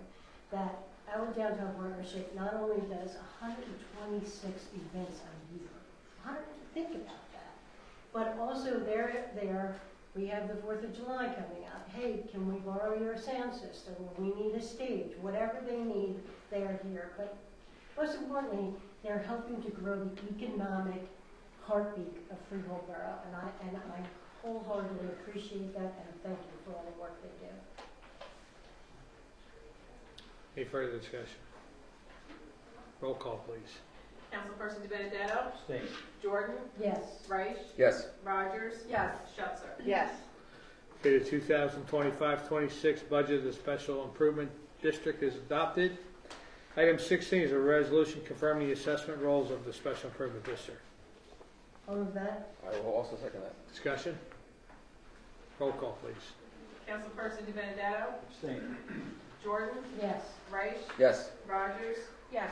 Schuster? Yes. Okay, the assessment role of the Special Improvement District is adopted. Thank you very much. Yeah, I just want to put on the record too, you guys do a tremendous job. You know, the downtown is the economic engine that drives our great town, and you guys do it tremendous. So thank you to everyone. Item 17, coming back up, Jeff. Item 17 is a proclamation of the Mayor and Council of the Borough of Freehold declaring June 19th, 2025 as Juneteenth in the Borough of Freehold. I'd like to ask Council Member Rogers if you read this into the record for us, please. Sure.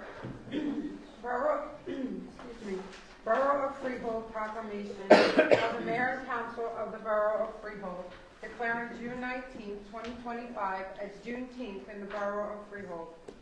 Whereas Juneteenth is celebrated on June 19th, the term Juneteenth is a portmanteau of June and 19th, and whereas Juneteenth, also known as Jubilee Day and Emancipation Day, commemorates the day in 1865, more than 2 years after President Lincoln signed the Emancipation Proclamation. Enslaved Americans in Galveston, Texas, finally received word that they were free from bondage. And whereas Juneteenth is the oldest known celebration commemorating the end of slavery in the United States and has been an African American tradition since the late 19th century. And whereas the era of the modern Juneteenth movement began in 1994 when a group of Juneteenth leaders gathered in New Orleans at Christian Unity Baptist Church to work for greater national recognition of Juneteenth. And whereas in June 2021, the United States Congress approved a bipartisan bill to approve Juneteenth as a federal holiday with a unanimous vote in the U.S. Senate and a nearly unanimous vote in the U.S. House of Representatives. And the bill was signed into law by President Biden on June 17, 2021. And whereas Juneteenth celebrations have been held to honor African American freedom while encouraging self-development, it is also a time for reflection and rejoicing. And whereas this nation was founded on the principle that every individual has infinite dignity and worth, and the Borough of Freehold calls upon the people of this municipality to embrace this principle and work to eliminate prejudice everywhere it exists, and whereas the Freehold Borough community has a rich history in recognizing the end of slavery and the triumphs, culture, and achievements of African Americans locally and across the United States and throughout the world. Now therefore be it proclaimed that I, Mayor Kevin Kane, and the Freehold Borough Council do hereby declare June 19, 2025, Juneteenth in the Borough of Freehold, and urge the community to commemorate the ending of slavery in the United States. And it's signed Kevin Kane, Mayor, on June 16, 2025.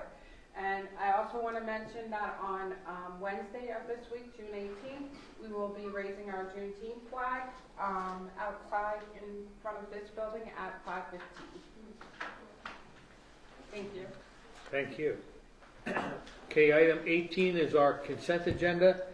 Just a note that matters listed on the items of consent agenda required to conduct the day-to-day operation of the borough and will be enacted by one motion in the form listed below. There will be no separate discussion of these items. If discussion is desired of any items, that item will be considered separately. Someone like to move consent agenda items CR1 through CR23? I'll do that. I'll offer that. I will second, but I can't help myself. This is a big agenda tonight. And this is about people and organizations giving back to what they believe in. It's about our professionals doing their job, getting grants. It's about this mayor and council worrying about your tax dollars. And I have to applaud and I have to shout out to Hannah for her 100th birthday. I'm done. Well, he's talking about one of the items on here when we gave Hannah Koenigstein at Madison Crossing a proclamation for her 100th birthday. And I was fortunate enough to do that. And I can tell you that I can forward the picture. I don't know if they want it published, but on social media. But she was delighted and delightful. She had a smile on her face, and I could not help. I'm glad you brought this up. I could not help but look at her and think about all of the things that she has seen in 100 years. And she is still smiling. And so every member of her family was too. So, thanks.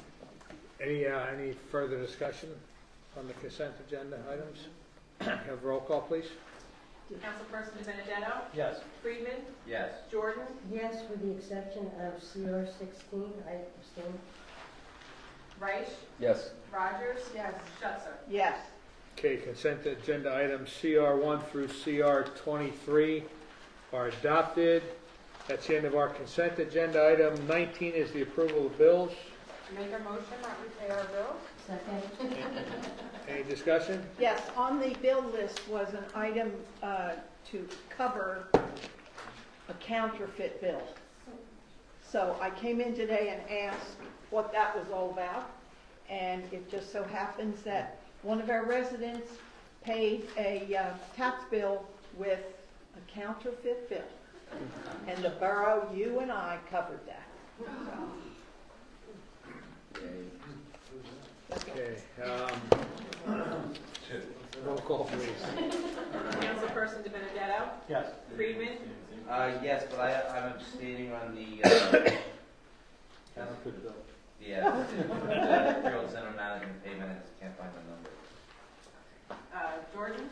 Yes. Reich? Yes. Rogers? Yes. Schutzer? Yes. Okay, our bill list for this evening's meeting is approved.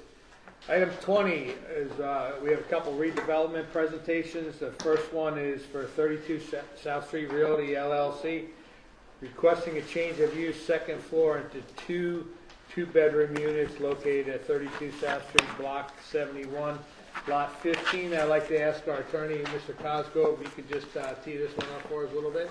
Sure, Mr. Mayor and Council. This is an application, as you mentioned, 32 South Street LLC, for change of use second floor from church office to two-bedroom residential apartments. This application, as you will recall, was previously before the Mayor and Council, and the request was made that they go to the planning board first for approval before the Mayor and Council acted on the application. At this point, there has been approval from the planning board as such. It's back before the Mayor and Council for this presentation.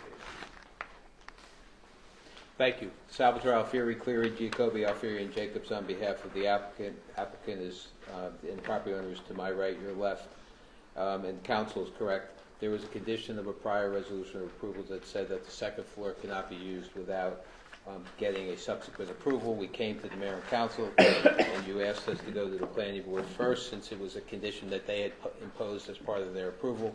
We went to the mayor and council, and we got an approval to use the second floor, a portion of the second floor. Part of it will be storage. But You went to planning board. Planning board, I'm sorry.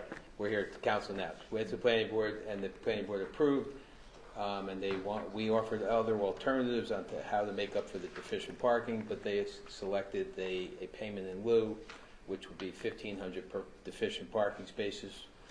4 spaces are deficient because you need 2 per apartment, which would be a $6,000 payment.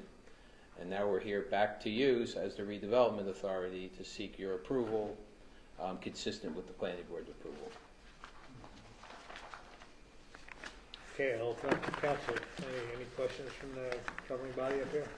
Are you still going after a parking agreement with one of the 2 entities that was mentioned in the planning board deliberations? We weren't going to because the board said make the payment in lieu. We have no issue if that's what the mayor and council wants. No, just curious, because I know it was mentioned a couple times. Yeah, but no. Okay.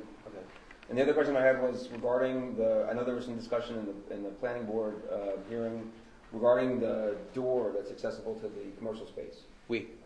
So it's being locked by a keypad, according to the planning board document. Is that an emergency egress from? No. So it's not. So it's just private access for employees only. For to employees enter lock only. from the Yeah. hallway side. Yes. Okay.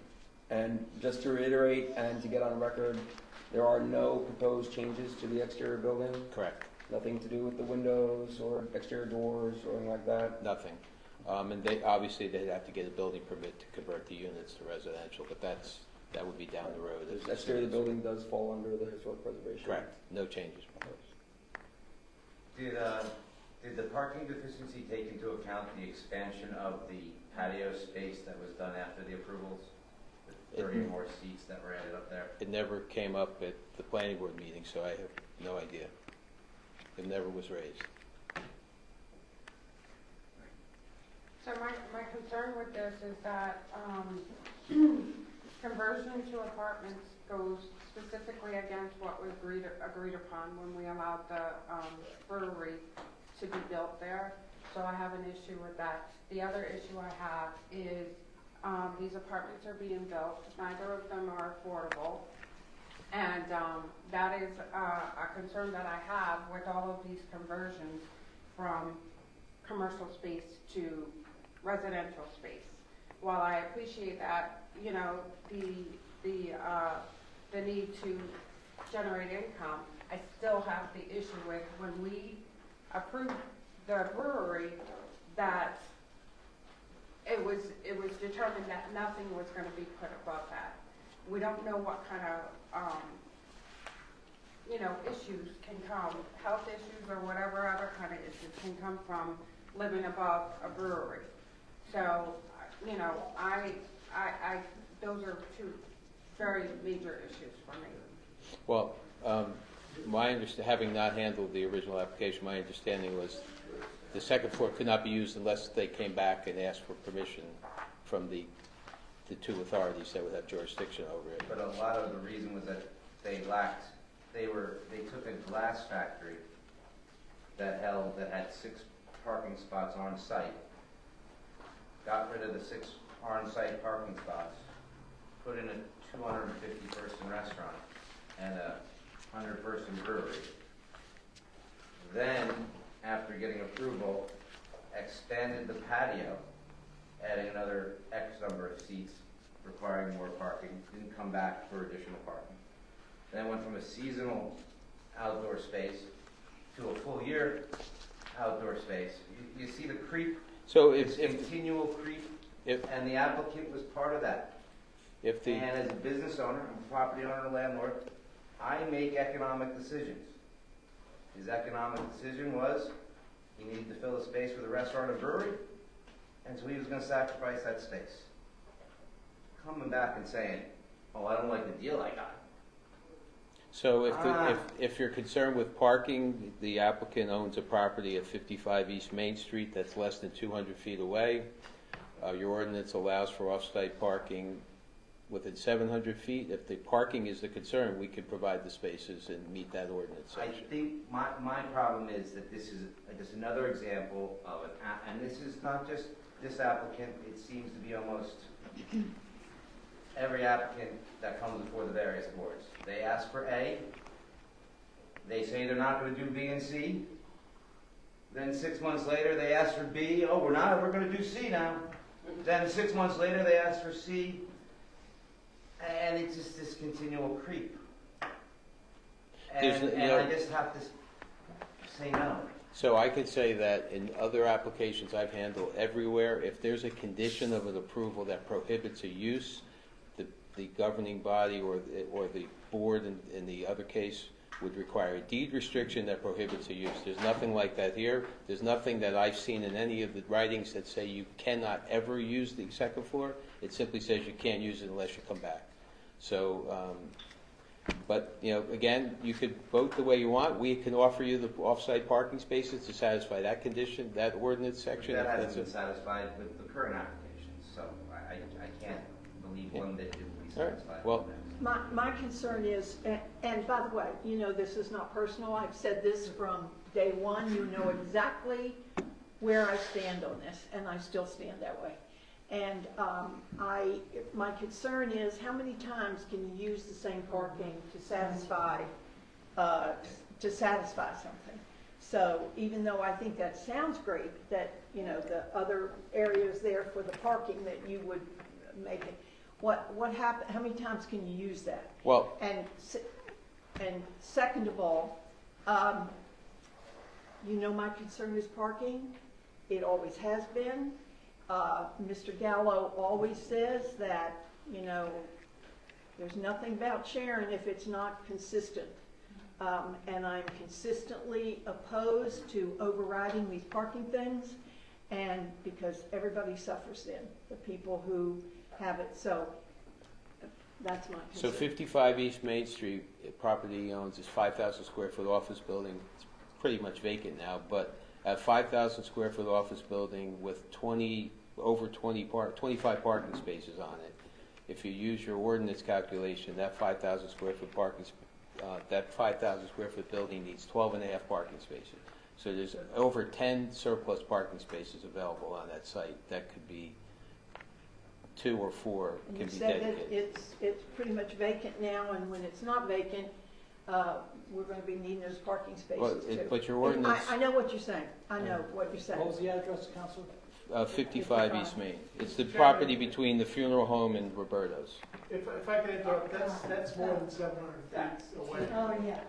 Way more. Is that what we're told? So, You're talking about South Street to the end of, at the light at East Main, so. well, if you're willing to But that's consider not that my property, concern. we can have someone come and give you the exact distance. We're here to get you to vote on what the planning board voted. How many that times- property he would like to develop and put a 4-story glass building. So I mean, if that were to go there, then that parking arrangement would then. Well, that's what your ordinance contemplates that, and it says you have to record the document that if you change ownership, it runs with the land. So it's contemplated. So Well, we're here. have you heard me say all this before? You're very consistent. I'm Yeah. very consistent. I wasn't I'm counting. still consistent. I wasn't counting on your vote. Well, you know what? That's the nicest thing you've ever said to me. Thank you. So again, we're here, we presented our argument. It's up to you to vote. Just as long as you adopt the resolution, so we know what we have to do if you vote no, because I think he's entitled to use that second floor. You're talking 55 is been back at Roberto's, right? Yeah. Am I The right? big house next door to Roberto Roberto. that owns the diner, who's fighting with the guy that's renting the service area, who's fighting with the guy on Sheriff Street about parking spots. I don't know. Is that the guy we're talking about? I don't know who's fighting with anyone. I We're have no talking idea. about building. That's the next free- door. No, He's not involved in that fight. The old diner. No, talking about the big white house. Oh, the next other guy to we're the- talking about parking problems. Yeah. Next door. Okay. I know about parking. Next door. Gotcha. Well, anyway. As long as we understand it. We understand. Anybody else, any other council comments? I have the same concern Sharon has. It's like a shell game. How many cars are gonna fit into that, this limited amount of parking that we have? Everybody comes in, I wanna use that one, I wanna use that one. Same one, over and over and over again. No. All right, we're gonna take a vote on this. Bob? Mr. Mayor, do you want to hear from the planner? Yeah, I'm sorry, Barb. Yeah. So I had a note to, sorry. This was an application that came before the planning board, and there were concerns regarding parking. The applicant had submitted parking agreements with nearby properties, but those were actually between tenants, not between the applicant himself and those property owners. I believe the other property at 55 was discussed, if I'm not mistaken, and again, it was found that there was discussion that it was further away than what residents would typically use. So the applicant is seeking to have the variance in order to permit the two-bedroom units. They are permitted use, but again, in your minutes, you did note that you're seeking to keep the second floor vacant. Are there any questions regarding the application? Any questions for the planner? All right. No, I'm good. There were concerns raised that residents would use street parking. Or It's always a concern with parking. Lack of parking. What did you say? I said, or the triangle lot behind the building, they're not gonna park at 55 West. No. That's for sure. All right, Bob? Mr. Mayor, so at this point, someone would need to make a motion to either approve the application or deny the application. At this point, I think there have been adequate deliberations, but if each member wanted to state their reasons before voting, that would be appropriate. Okay, so we want to make a motion? One way or the other? I'll make a motion to deny. I'll second. Roll call, please. Councilperson DiBenedetto? Agreed. Friedman? Yes. Jordan? Yes. Reich? Yes. Rogers? Yes. Spencer? Yes. Thank you. Thank you. Okay, the second one is Leela's Head Spa LLC requesting a change of use from professional office to a service use / salon, Hunting Market Yard, Block 62, Lot 9.01. Again, I'll ask our counselor to just tee it up for us, please. Mr. Mayor, so this is an application, as you stated, by Leela's Head Spa LLC to permit the expansion in terms of square footage of the operations into an adjoining commercial unit in order to have a single consolidated space. And it's my understanding that there's an application seeking approval from the mayor and council to allow this. Good evening, Mr. Mayor, council members, professionals, and staff. Peter Licata of the law firm of Sonnenblick, Mayer and Licata of Freehold, New Jersey, on behalf of the applicant Leela's Head Spa LLC. Its principal, Diane Tancredi, is here with me and to my right. Your council has accurately summarized our application. This property was before both the Borough Council and the Planning Board before for parking deficiencies, which took into account Unit 100B, which is currently vacant. The total number of deficiencies was calculated at that time. A payment in lieu was made by the owner. 100B has been previously approved for commercial use, but it has remained vacant. My client advises that she would like to take her existing wellness spa and push it into Unit 100B, which is also a commercial use, in order to make use of its space to move 2 of the existing treatment beds out of Unit 100A and into Unit 100B, giving her a more spacious and comfortable working space for her clients and her staff. So it's not really that you're kind of jamming in 10 more tables or 10 more edge treatment things. You're just kind of making it more comfortable for the existing number of customers and employees already using it, right? Yes.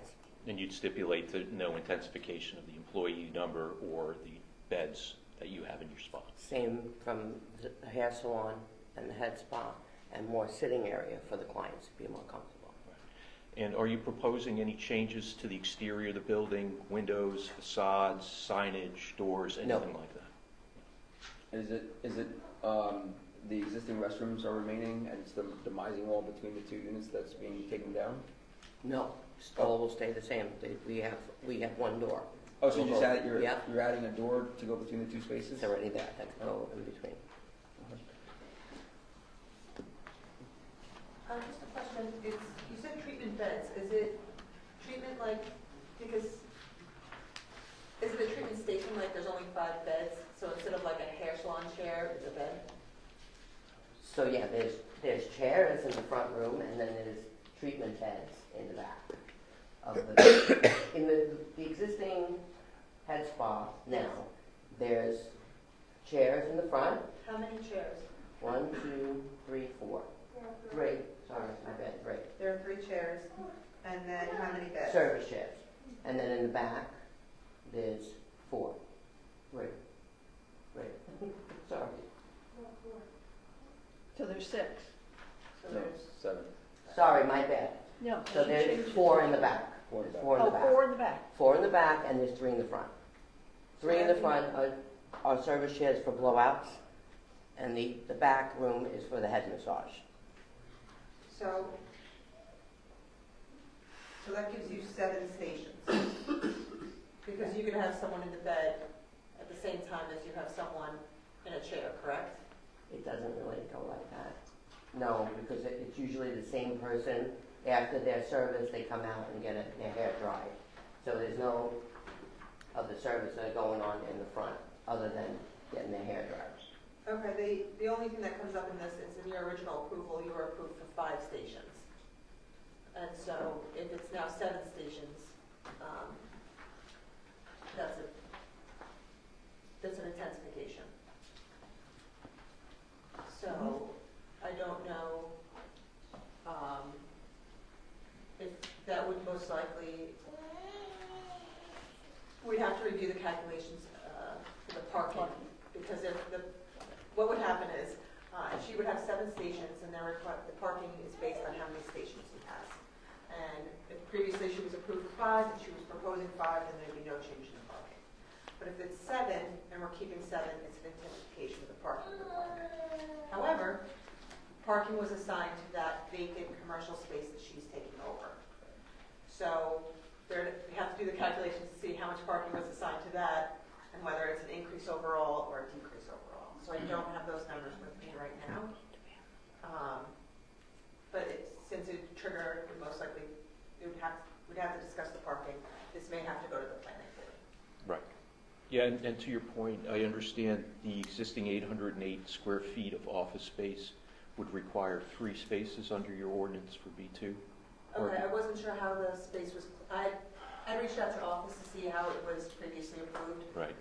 But I guess I talked to your associate, and he wasn't aware of what was previously approved for use as. Correct, and through the information that Ms. Napolitano had distributed, specifically the prior planning board and borough resolutions, the 2 units in the back, A and B, were approved as office space.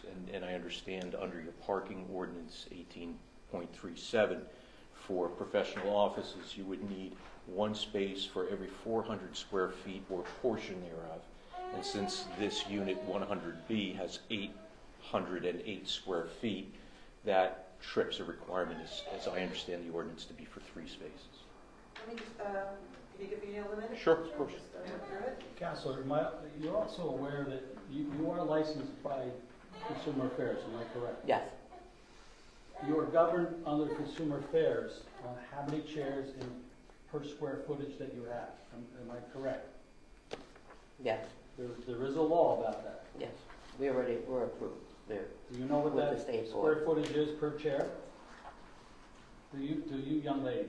Do you know what that is? I'm not sure off the top of my head. You should look it up. But, yeah, 'cause Because they you did can't come in jam, and said the extension. I'm a professional and I'm licensed by Consumer Affairs. You need to have so much square footage per chair. So you should look that up. Yeah, well, we definitely passed. I mean, we would have never been able to get a license to open. Well, you haven't, now you're adding chairs and you're adding tables. No, we're removing the chairs and tables from 100A to B. We just want to expand for more room and more space. We were You're not approved. adding chairs and tables. We're just taking them from 100A and moving into 100B for more space. Because what happens is that in Okay, there, so it seems, you have the same amount of chairs, same amount yes, of... Okay. yes. It's just for comfort for the client. Okay. Sorry for the confusion. No, because you had said you misunderstood had, ours. no, you had said you had 3 chairs for blowouts, Yes, and then you have 4 beds in the back. in the back. That's We're seven. moving them into Yes, 100A. But what I'm 100. saying is in your original approval, you were only permitted to have 5 stations, and now you have 7. So from your original approval Okay, to now, okay. something changed, and it's So you not. added 2 approved. stations between when you were originally Yes. approved at some time at this point, is what they're saying. So the 2 additional That wasn't done in, like, to be No. sly or anything. It No, it just, happens. I mean, yeah. Do you still have 5 employees, or do you have more? So between 5 that are in the salon, yes. In between head spa and salon, yes. They're connected. We have a salon on Main Street and Market Yard. So we just swap. The question is, yes. have your number of No. employees increased above 5? No. She can have as many employees as she wants. Well, They not- can work a no, station. not they with can the rent- parking. As it relates to parking. No, well, That's what she's talking about. she only But has so many technically- stations, so she can only have so many employees work at the Yes. station. So she could have 20 employees, but she only has 5 chairs, she can only service 5 chairs, have employees at each chair. And if she has 20 employees, She can. the need for parking goes up. It's parking. But they're never there at the same They're never there at time. the same time. They work different shifts. They work different shifts, and honestly, the parking doesn't affect our business at all. We are closed when the busiest time. When you look into the parking lot in the day, it's empty. Well, that was gonna be my question, you're not expanding hours of operation? No. Yeah, she can only do so much with the amount of chairs and tables she has. Yeah. She can have 100 employees, but they can only work 5 chairs and 7 tables, whatever it is.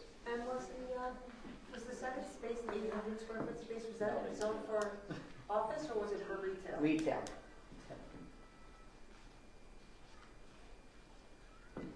I thought it, They said retail. did they say retail? I thought it was office. I think originally it was maybe, and then they changed it to retail. Let me take a look at the 2024 approval.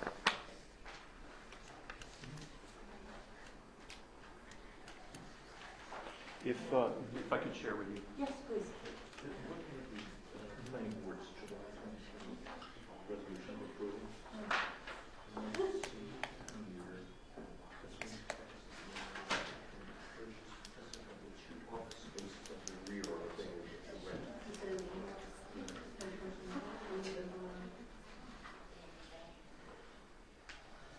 My understanding is that those 2 units that got signed in 2024 In August, but the lease approval allowed it to switch to, Yes, she had previously gotten approval. no, the other space. No, the other space was, I guess, contemplated to remain as office.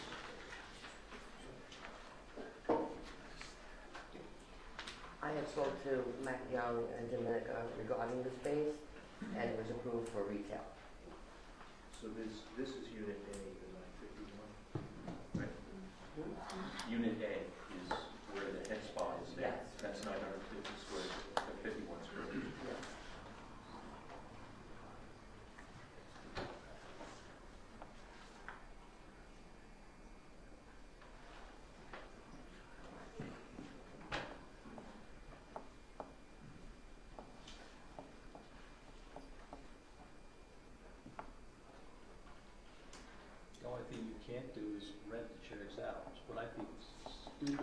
changing that law? It's been on the floor for 3 years. It's ridiculous. It's ridiculous. But yet they have Because people salon do. suites, which is the same thing. Mike, what does that In mean? one building. I agree 100%. Mike, what does that mean? It's very unfair. Legally, you cannot rent a chair. So you could have a business. State of New Jersey. Proper contract. Oh, I got you. People make suites and they block them off by 10 by 10 walls of cubicles, and that's how they get around that wall. But Senator Gopal has presented it 3 years ago on the floor in Trenton, and hopefully we're going to pass. Everywhere else it is. Okay, so the rear space was noticed being office. They permitted the conversion of one of the spaces to retail. So I assume that the other space was meant to be left as office, which would require, as he said, one parking space per 400 square feet, which should generate a demand of 2.1 something parking spaces. If it was a retail space, it would actually generate a requirement for one space for every 200 square feet, which would require 4 parking spaces, and retail is permitted within the zone. So their inclusion of 2 more stations each generates a requirement for 1.5 more spaces. So a total of 3 spaces would be required, and 3 spaces are probably being saved. We're probably being associated with the vacant space anyway. So That makes sense. Wash. It's a wash. And the space will get used by a productive business. That'll bring a lot of business to the town that it already has. And also, when you read the documentation, the intensity, the use intensity is very low. So I don't, like, it's not a high intensity use. So I don't think there's going to be an issue with the existing parking. No, it's just more to create like a record. So if something were to come forward in the future that generates a different parking, Right. we have a baseline established. Right. No, I understand that, but I'm just looking at the intensity, and I don't think we're going to. And what about the difference between the original 5 approval and the 7 that exists now? So the 7, it's a wash. That's a wash, is that Yeah, what you because said was the a 2 wash? stations, the 2 extra stations generate a demand for 3 parking spaces. Okay. And the existing vacant space generates approximately a 3-space demand. Okay. Depending So on it's, use. So it's the same. It's generally a wash. no pun intended. Only in the We back. need a little humor here. Only in the back, It's getting really serious. Yeah.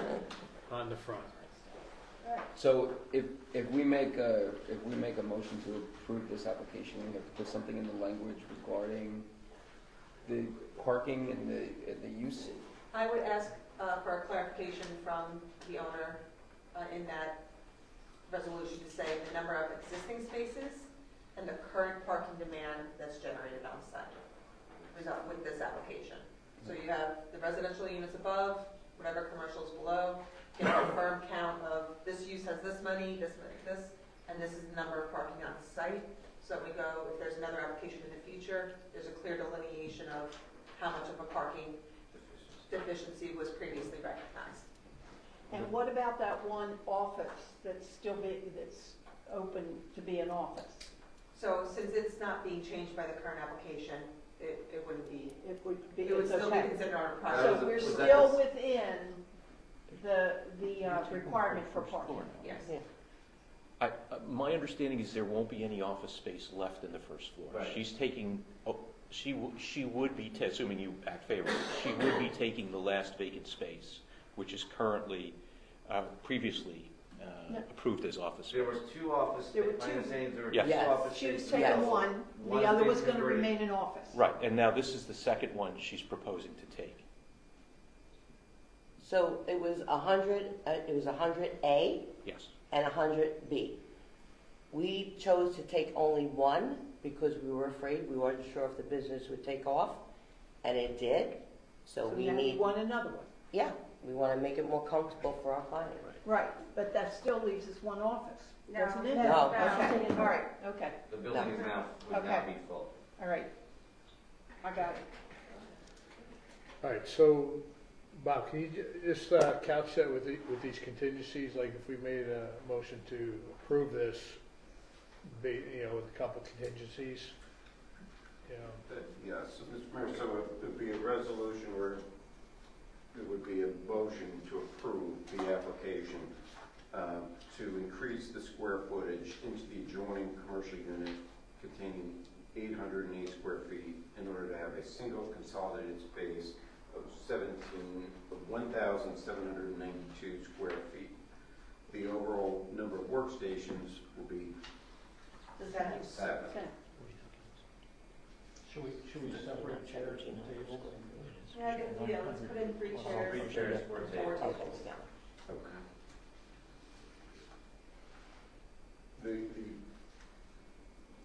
The parking required would be,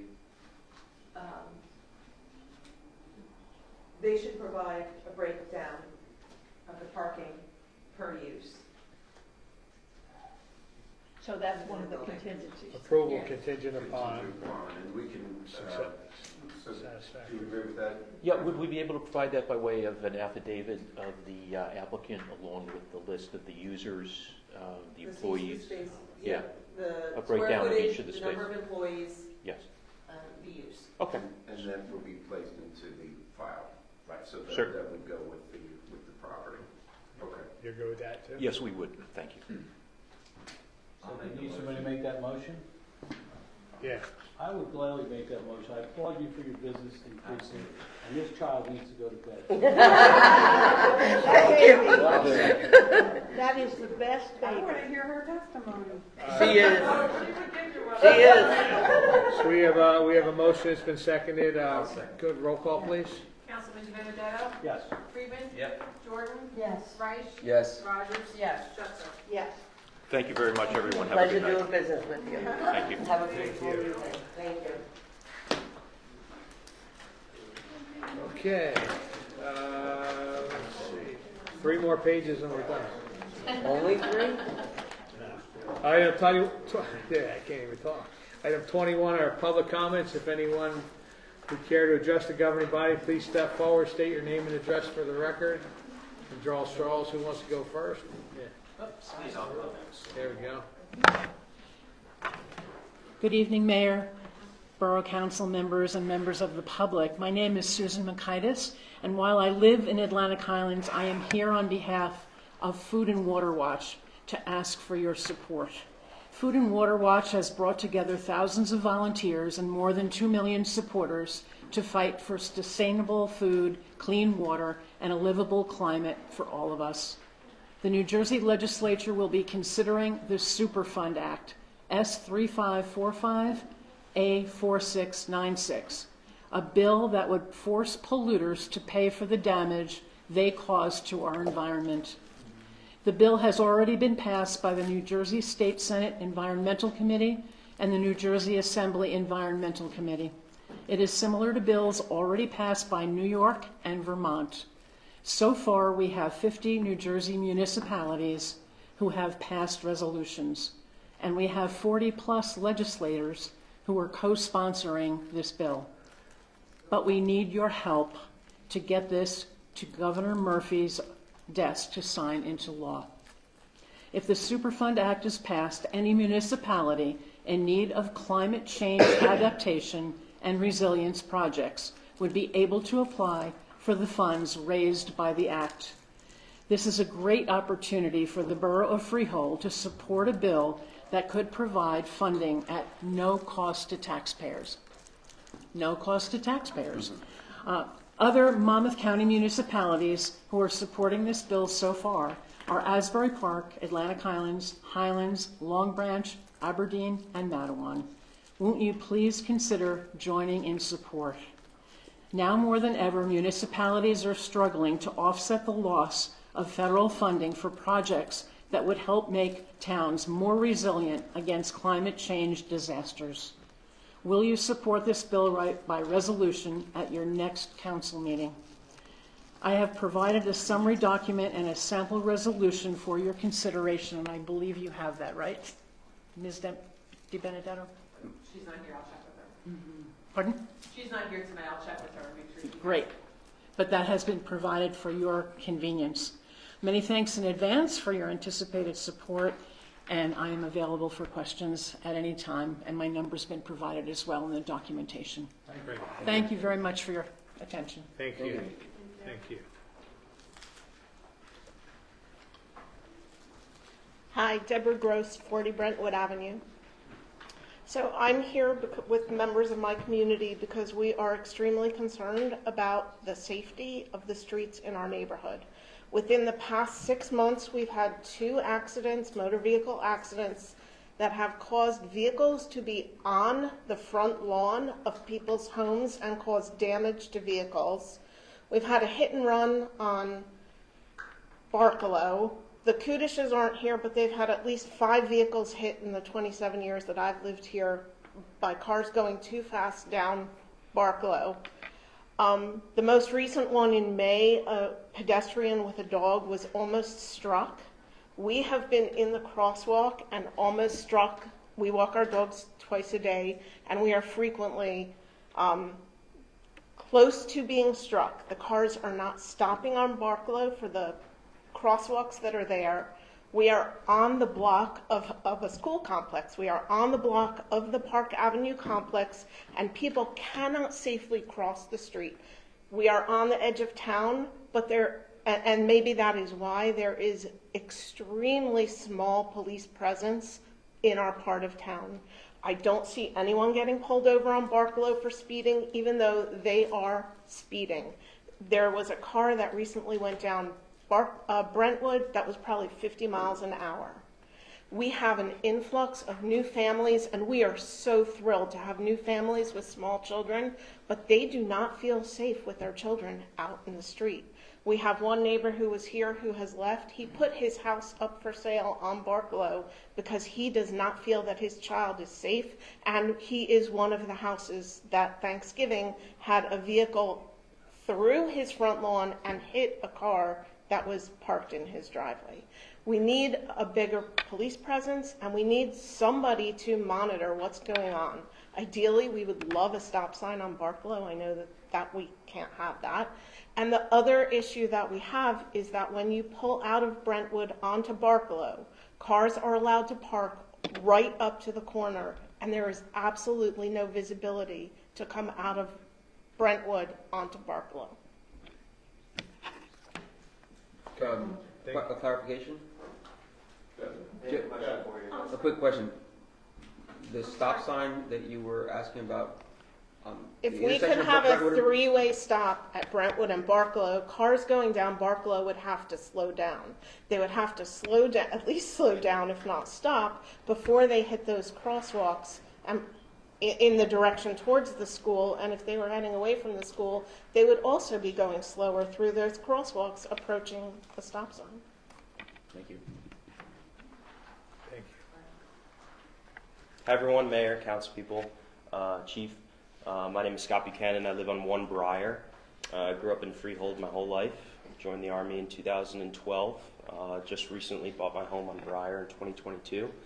So I'm back to where I live. And before I comment on what Ms. Gross said, I'd like to start with something positive. One of the things that I think maybe, well, at least I hope it's been mentioned, the trash service in our community is quite good. They've met and exceeded my expectations, so I just really want to share that. Whoever's running, collection? Yes, And rightly so. they are quite good, and I hope whoever's running that contract continues to do so. So I just wanted to share that. They discharge is double, so they better. Okay. And they better follow the same limit. Wait, this is positive, guys, positive. So yeah, the Friday bulk, that's a big deal. Like she said, we're a lot of young families. So yeah, it's a big help. Now to the traffic situation. I'm coming here representing myself and 3 other properties. I will get those addresses for your notes right now. I am at 1, also 5 Briar, 11 Briar, and 6 Briar. Between us 4 families, we have 7 children and 2 more on the way. So that'll be 9 total kids on this street alone. We've made a request at one point to have traffic monitoring, so they put in a box. I believe it was on Brentwood. Chief, I don't know if you've gotten that data, but it was installed and subsequently taken down. So I haven't heard anything about that data. But to comment on everything that was said before, I couldn't agree more. It's unacceptable. It's scary. And my greatest fear is that something will eventually get done, but it's going to take one of our children to die. And I really do believe that. People are going well over 50 miles an hour in a posted 25. And, you know, when I was in the Army, they always said, if you have a problem, come with a solution. I don't have a solution for you guys, but it's really a really bad problem.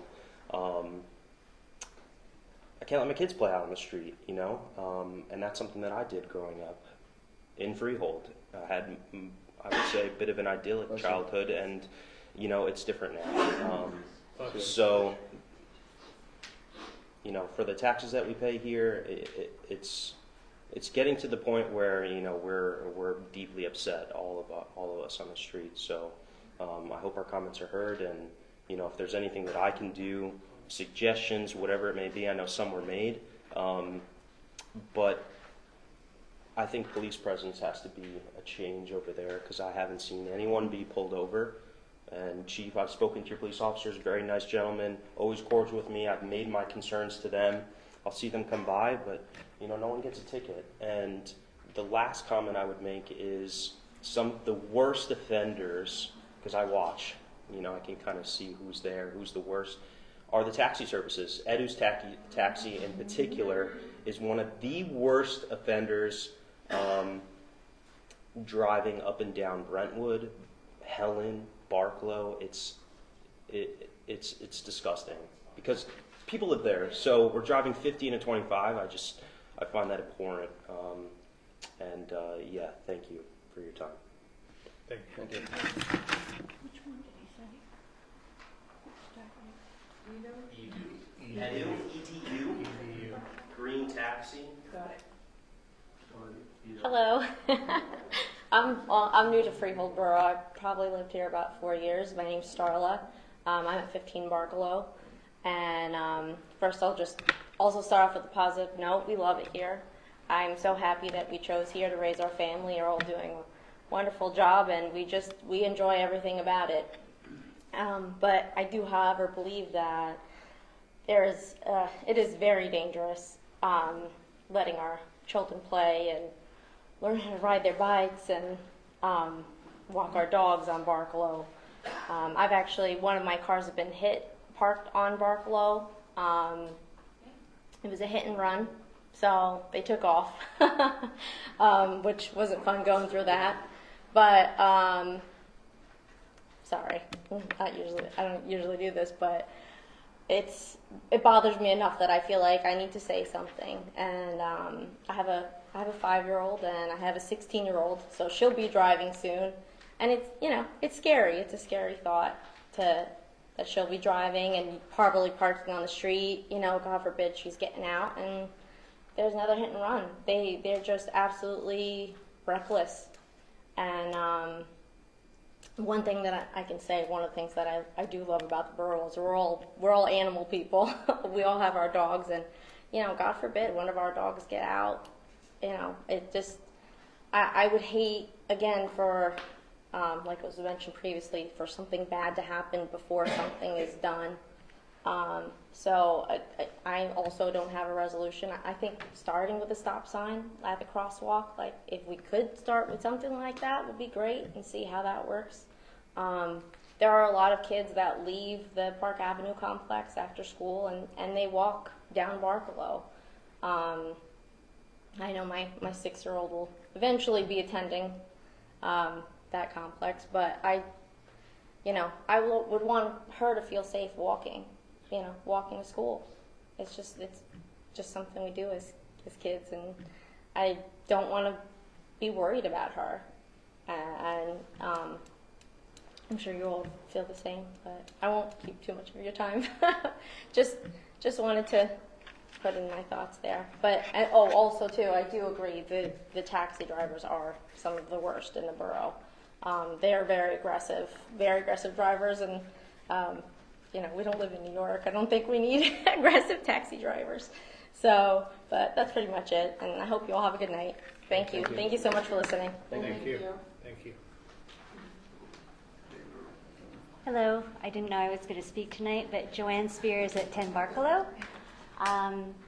So I'm representing the very old crowd that lives on Barcelo. We have wonderful young families coming up, and we also have oldsters like ourselves, and we love our neighborhood, but it's gotten very dangerous to walk. I walk each of our dogs separately in the mornings, and it's normally a very joyful experience, but sometimes when people are tearing down Barcelo, it's just terrifying.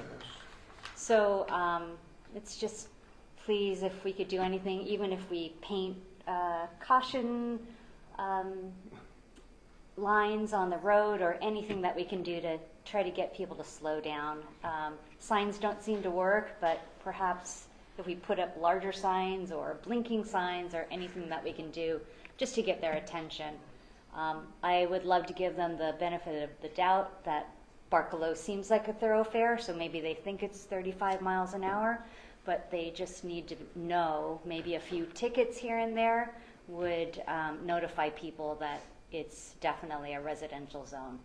So anyway, those are my comments. Thanks so much for listening, and appreciate all you do. Thank you. Thank you. Thank you. I'm Darwin Spears.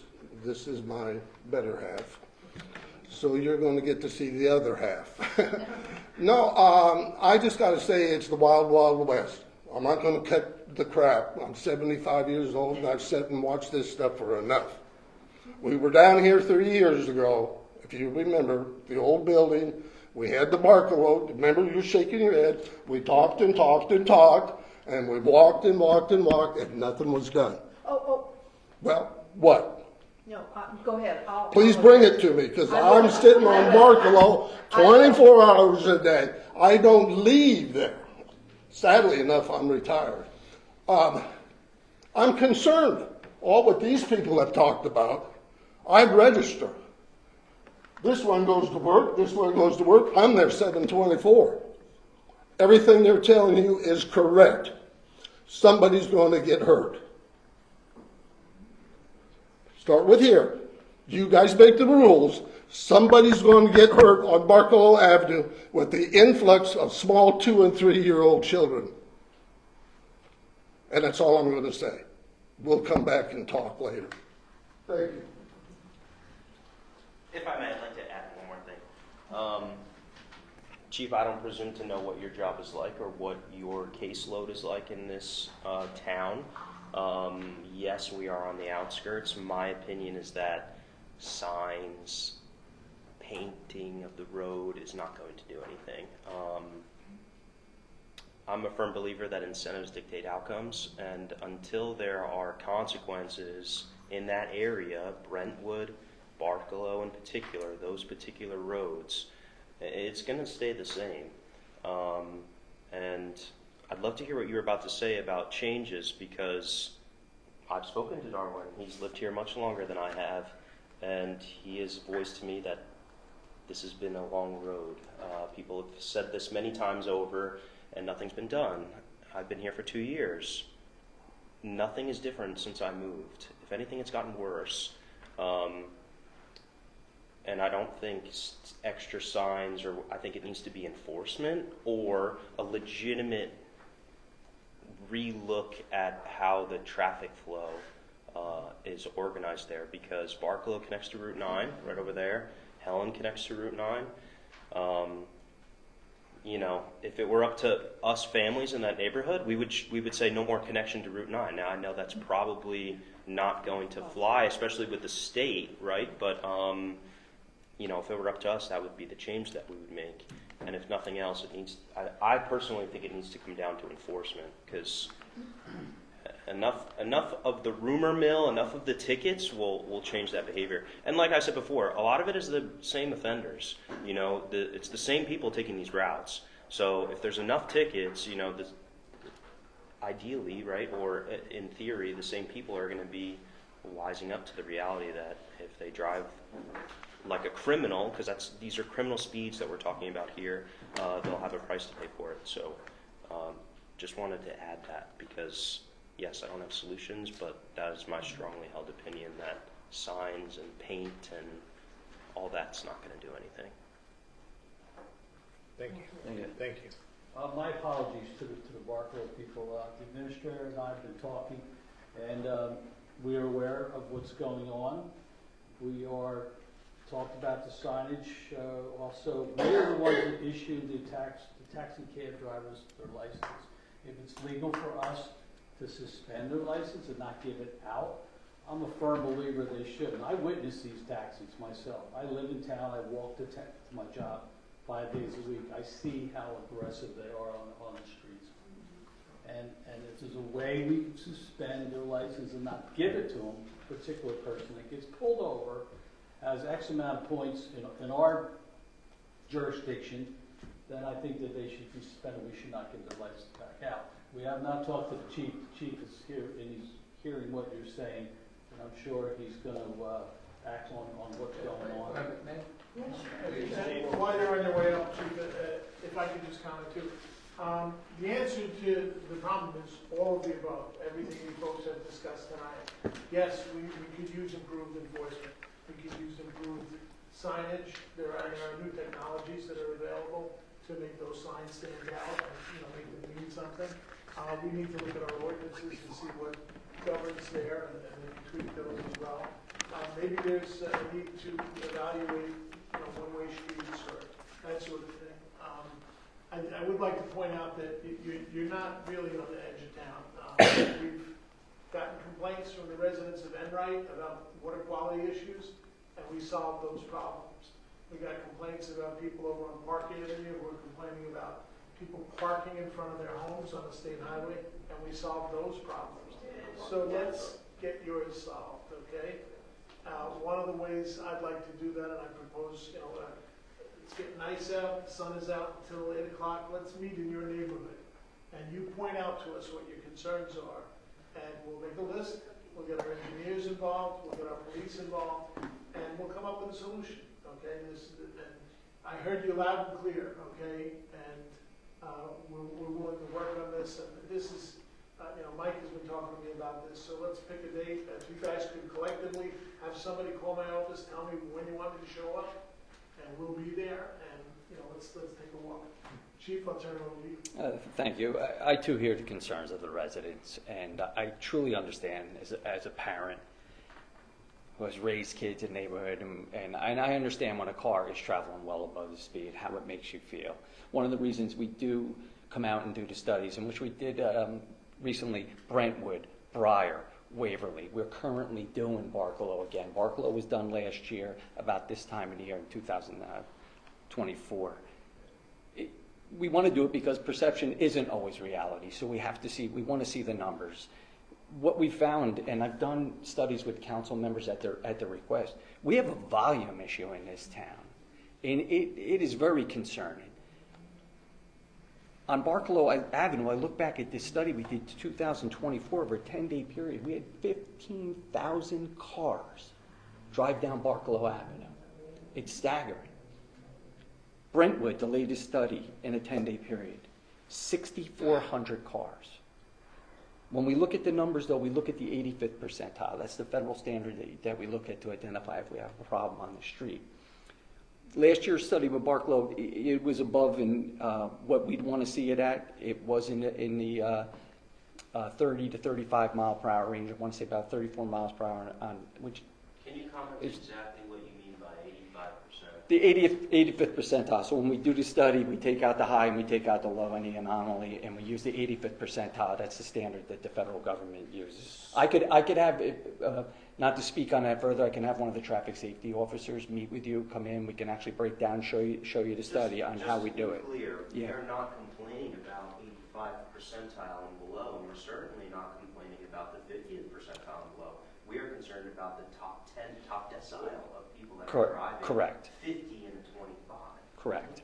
But the 85th percentile is what we looked at. So when you do look at Barcelo Avenue, and if you've seen the 85th percentile doing 34, that's a concerning number, because typically we want that number anywhere around maybe a 24 to 27, 20, 28 miles per hour. So if you see the 85th percentile at 34, yes, it shows that there's a problem. And last year when we did see the numbers there, the patrol lieutenant would assign officers on the squad to go out and do traffic enforcement. The difficult side of the traffic enforcement is that those same officers are answering calls for service unless the squad permits, where they can assign one officer strictly to the traffic side. To steal a line from my previous chief, was king-size bed with a queen-size sheet. That's the borough of Freehold. And it's a very unique town to police, and I get it. You don't want to hear it, and nor should you hear it. It's our problem to fix.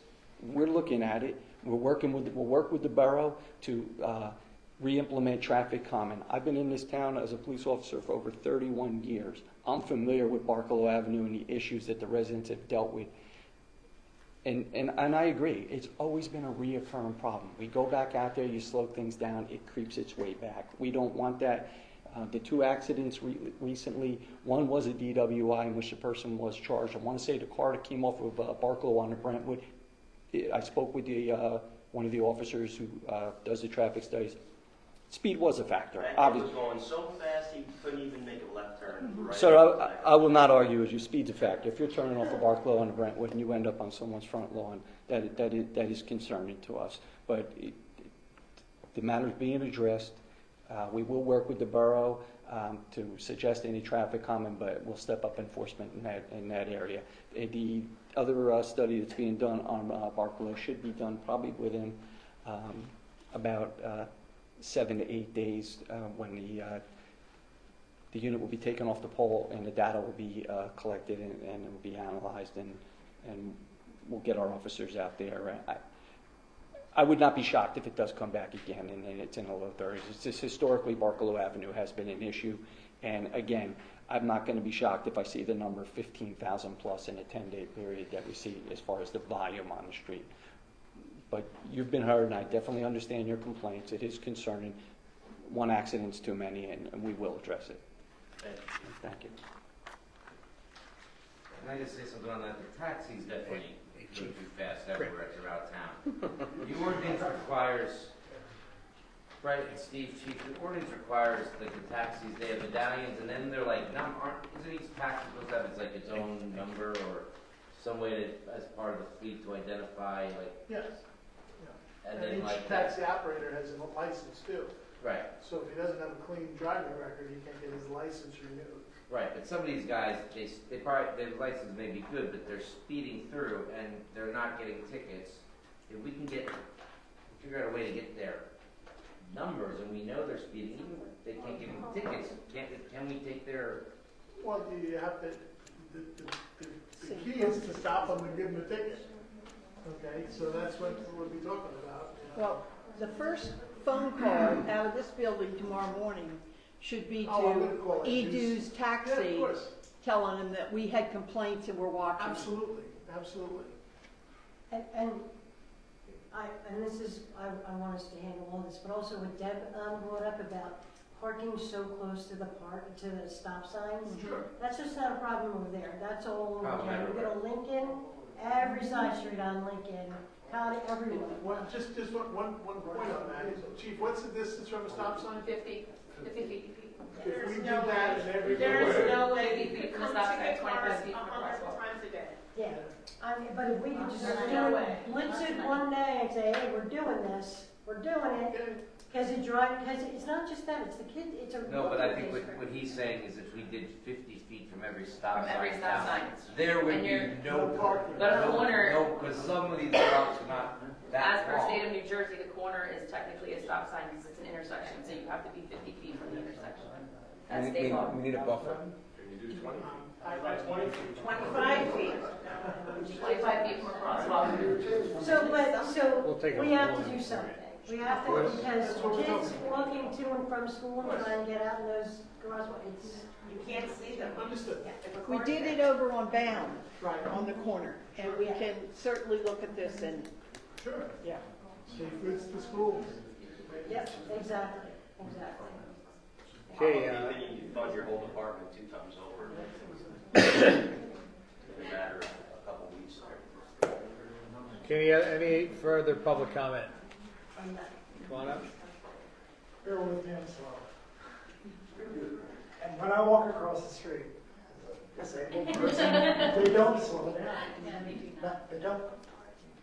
So, yeah, I'm very concerned about the volume of traffic. I think it may have. Oh, I'm so sorry. Brian Morris, 18 Van Avenue. I've been here 11 years. So, I think it may all go back to high volume housing. A lot of apartments in a house, everybody seems to want to have a car, and everybody has to have a place to park. Now, Bound is getting horrific as far as parking goes.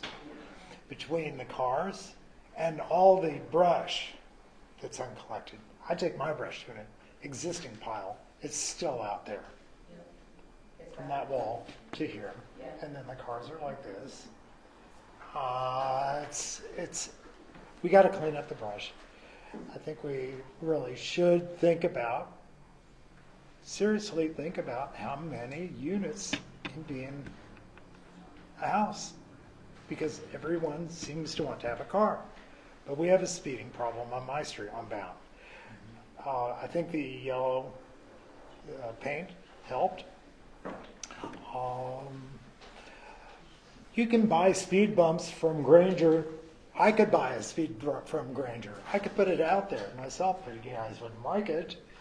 I could also roll bowling balls out there as they're coming down the street, which is what I really want to do some days, because I'm terminally ill and I just don't care. Anyway, the reason I originally came here. So, yeah, I'm sure that the law enforcement here will take care of things. And thank you for helping me out when I was hit broadside, actually the front end of my car, at Stokes and Monmouth, because I was proceeding too slowly.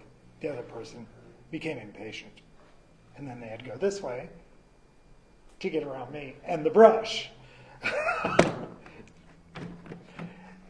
There is a Northeast mindset. There is a Midwest mindset. There's a California mindset to driving. I've lived in way many different areas in this country to know the difference. So, can't get back to my old Kentucky home. It's just not going to happen.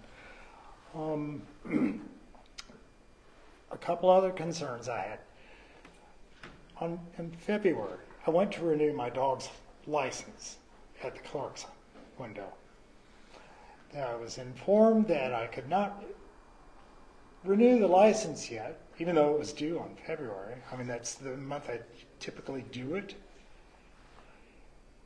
because they had not sent the bills out. That was the answer I got. They hadn't sent the bills out. And my head was kind of spinning, like, what does that mean? I'm here to give you some money for my darn dog license. So I waited. I never saw a bill. On another matter, I came down to renew my passport back on the 3rd of this month. Fortunately, I didn't make 2 trips for naught. So I went to try to renew it again. The attendant there said, well, first of all, you have to have a valid rabies vaccine. My dog's renews in October, November. I'm not going to over-vaccinate my dog. He only cost me $4,000. He's a show dog. I would do anything for him. I'd throw myself in front of that moving car before I'd let that dog get it. So I was told that I couldn't renew my dog's license in February because there's penalties for being late. Then that I couldn't renew the 3rd. Couldn't renew in February because they hadn't sent the bills out. I couldn't renew on the 3rd of June because I was told I had to pay a bunch of penalties, but I didn't have the dog's rabies vaccination just yet. Why would I have to pay a penalty? And I did have as evidence of his rabies vaccine being current. It was current to October 25. There's 1 year and 3 year vaccines. You don't over vaccinate dogs. And I've had these kind of dogs all my life. So why should I have to pay a penalty because somebody didn't hit the button and the mail went out? It's not, I don't think anybody in this room would think that is remotely fair. I'm not sure what, as long as you came in and said, here's my proof that I vaccinated my dog, you can get a license. I was told I had to pay extra penalties because of some figurative date. Sure, yeah, it goes through, we have a rabies clinic in January. I'm not getting my dog vaccinated No, at you rabies. don't have to. You don't have to. But at that rabies clinic, you can come down and license your dog. You can do that. Okay. If your dog has a rabies vaccination, you just come down. My dog you have is- someone on the spot, and you say, here, I'd like to license my dog, and you can license your dog. All you need to have is that certificate from your vet saying your dog's been, we have people come in all the time. Some get their dogs and a cat's Yeah, get the rabies I came shots, in. and then the other ones come in the fire department and say, oh, all I need is a license, and we do it there. Okay, so I had the evidence that the dog's rabies vaccine was current In January. in February and on the 3rd of this month.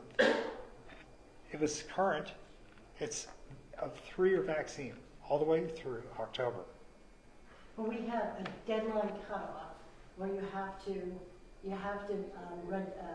get a license for your dog. And Lynn, And when help is me here. that? What exactly is that cutoff date?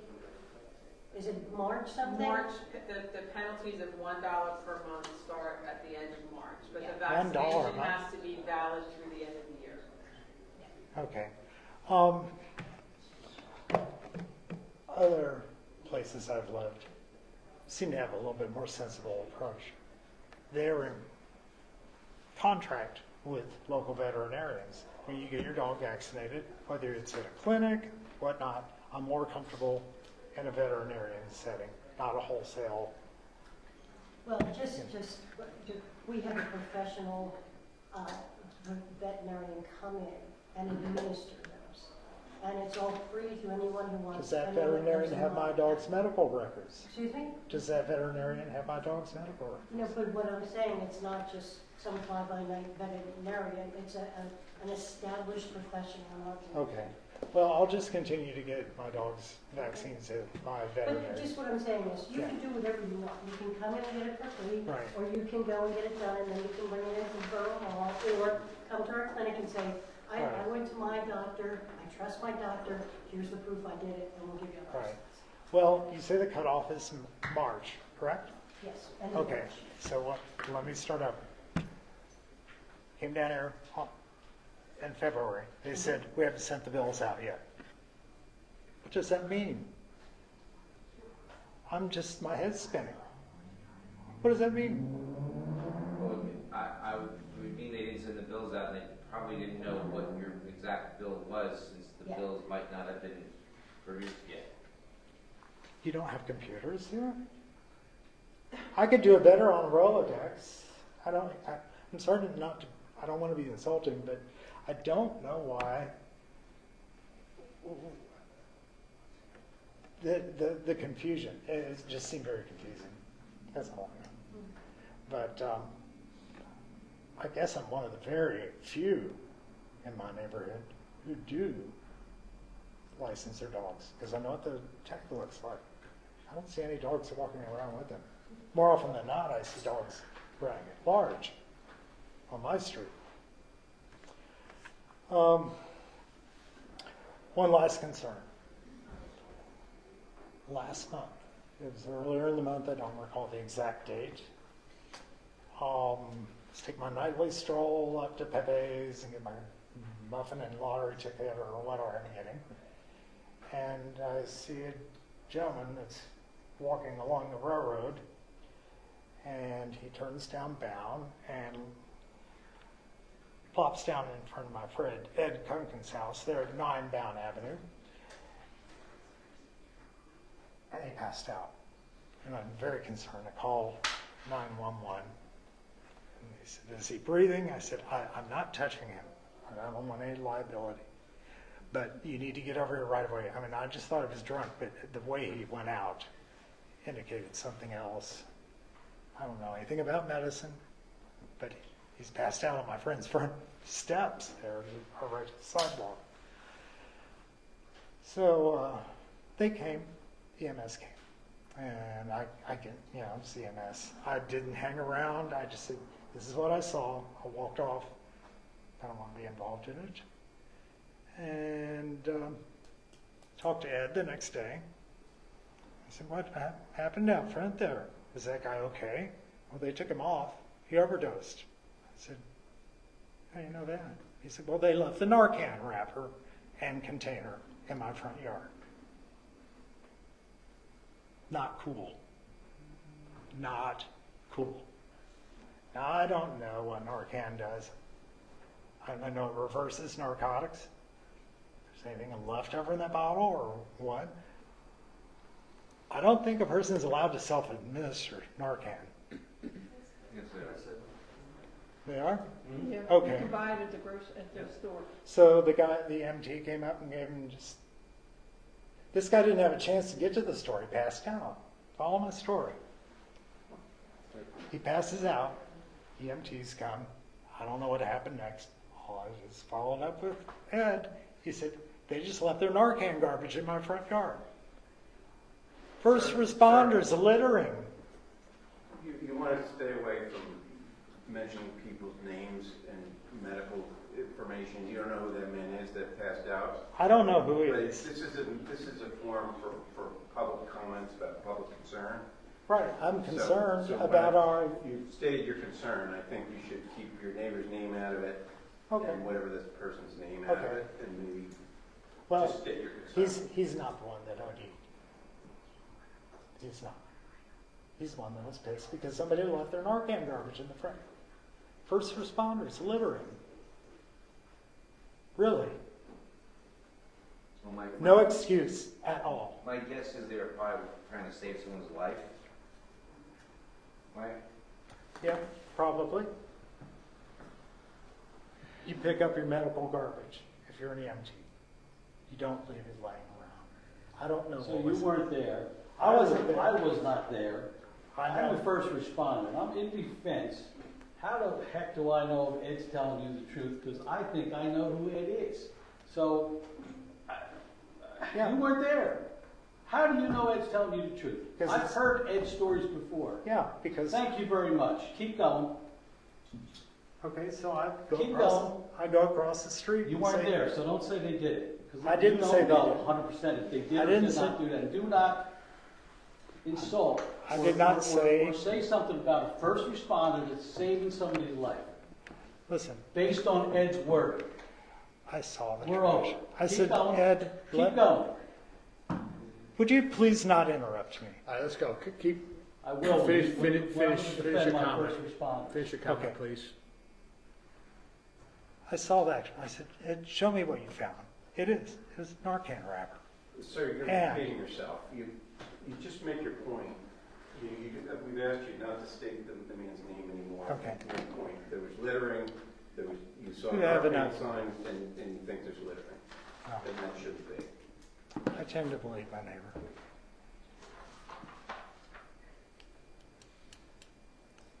Okay, but I do appreciate what law enforcement does for us and the first responders. I mean, I might be one of the next statistics because I get hit by a speeding car. Thank you for coming out. Thank you. Any further public comment? Well, just want to make sure I got it. Anyone else have public comment?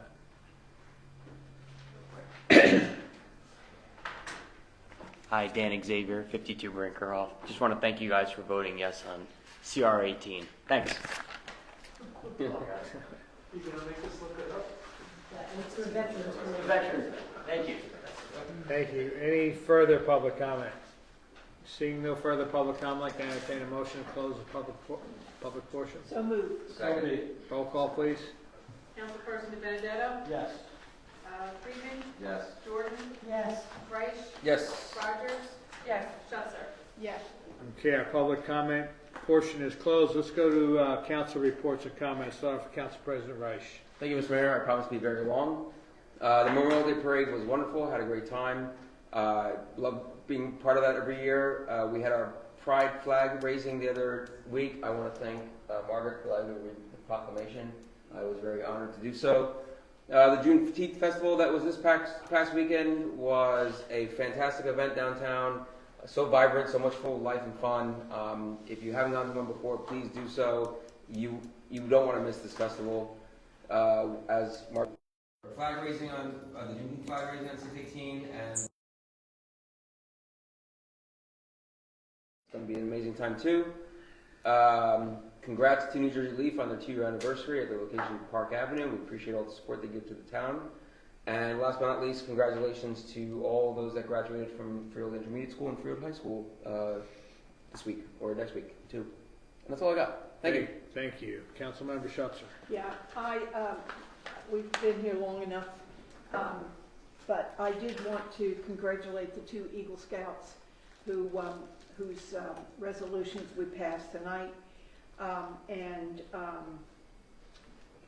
want to remind you that we have our free shredding for Freehold Borough residents this Saturday in the Borough commuter lot on Broad Street from 9 to 1. And you can bring up to 100 pounds or until the truck is done. Last time they didn't show up, so we rescheduled. Congratulations to Officer Harris and to Sergeant Healy, who were sworn in tonight. The seniors bus is back in working, and we have a good bus driver. I left schedules out on the table, so if you know a senior from town who needs transportation, the phone number's on there and the schedule's on there as well. And I want everybody to be aware that the 250th anniversary parade that you may have heard about on the radio is a county-sponsored event. We had, one of the comments on the radio was, I don't know why the town council is allowing this to happen, for them to have the parade in Middletown and not the borough. That's because we didn't have anything to say about it. We have expressed our concern that the county seat and the place where the Battle of Monmouth was held would not be the host for that parade. So rest assured that it's been scheduled by the county commissioners for Middletown, and we are working on some of our own festivities for the 250th. Thank you for hanging in there tonight. Is that parade Middletown at night? That's when they went through Middletown, wasn't it? Yeah. The British? I don't know when they're On going their way to through there. Sandy Hook? Just saying, kind of in the middle of the night. Thank you. Sorry about that. I had to throw That's that right, in you there. had to throw that little. Councilmember De Benedetto. Yes, thank you to our fine police department for promotions and our new hired police officer. Thank you for all the people that came tonight. Thank you especially for staying in the meetings. Have a good night. Thank you. Councilmember Jordan. Thank you. I'll make this quick. Tomorrow night, participatory budgeting committee will be having an information session 6:30 at the library. If anybody would like to come out and learn a bit more about PB, or if you want to submit a project form, you're more than welcome to come out. There'll be members there to help you walk you through the process. Speaking of participatory budgeting, some people might have noticed some of the bike stencils going up for the bike sharing lanes. So far we've done Mechanic and McLean. Look for more streets to come. The DPW guys are putting them out as we speak. Also on that, there are a few PB projects. You can take a look in the alleyway next to the library. We have bike repair stations as well as new racks down there. They're available for anybody that needs to use them if they're out biking. There's also new ones at the Little League field as well as bike racks. So we'll be putting more in as we do our improvements on the parks as well. So take a look for all of that. Speaking of bikes, Mayor's Wellness Committee, along with the police department, this Saturday is going to hold a bike rodeo right here in our parking lot. It's going to be at 11 a.m. to 1 p.m. All the kids are welcome to come on out. It's a great interaction with our police department. They do a phenomenal job. All the kids get little reflectors for their bikes. We're going to be giving away 2 bikes. We also have T-shirts and helmets to give away as well when the supplies left. So come on out on that. We still have Mayor's Wellness Walking with Wendell, 10:30 in Liberty Park on Tuesdays. Come on out. That's geared towards seniors, but anyone is welcome to join us. And then, of course, we have yoga, Court Street School, 5:30 on Wednesdays. And all of the events, by the way, are free. So come on out, enjoy them, bring your kids out. It's just a wonderful opportunity to get more involved. Fireworks will be held at the track on July 3rd. We'll have some food trucks over there. The Knights of Columbus will be selling hamburgers and hot dogs. It's a local group. Come on out and support them so they can raise some money for all of their efforts. And Eddie Testa will be playing, and we'll have a DJ along with the DJ. He's a combined DJ, and he does balloon art for the kids. So bring him out. Come on out with Tarmac. Old Freedom Day is coming up August 2nd. So just mark your calendars on that. And of course, June 28th, we have the celebration downtown for kickoff the 250th celebration, basically for our participation in Salamanca. There'll be the British Invasion Years Band, as well as Sawmill Creek and WCT Band. There'll be vendors and things like that. That's a collaboration between Freehold Borough and the Downtown Partnership. And just one more thing that Dan had referenced. We are going to be launching our Veterans Program. That's going to be on July 4th, right after our reading of the Declaration of Independence. We're going to be honoring 5 veterans in town with street signs, and we'll have a little ceremony at each location. So they are online. We can take a look and see who they're going to be, and please join us. It's going to be a phenomenal opportunity to support our veterans. And that's all I've got. Thank you. Councilmember Rogers. Thank you. I just wanted to congratulate Sergeant Healy on his promotion and our new officer, Officer Harris.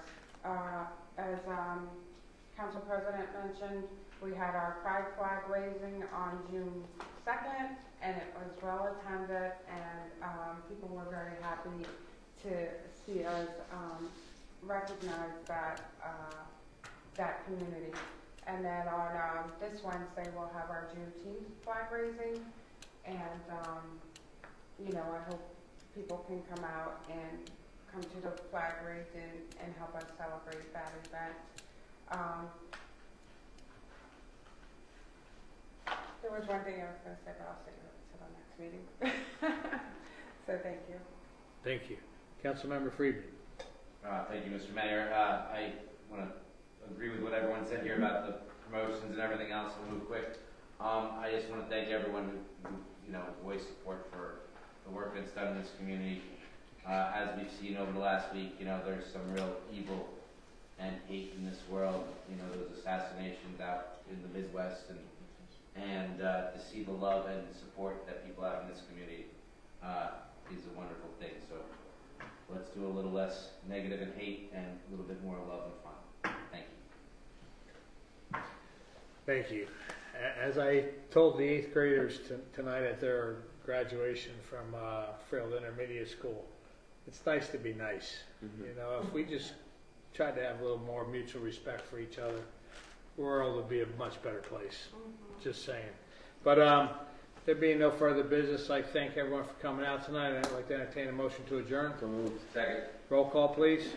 Councilperson DiBenedetto? Yes. Freeman? Yes. Jordan? Yes. Wright? Yes. Rogers? Yes. Schuster? Yes. Thank you. We are adjourned. Lynn, I have a quick question for you.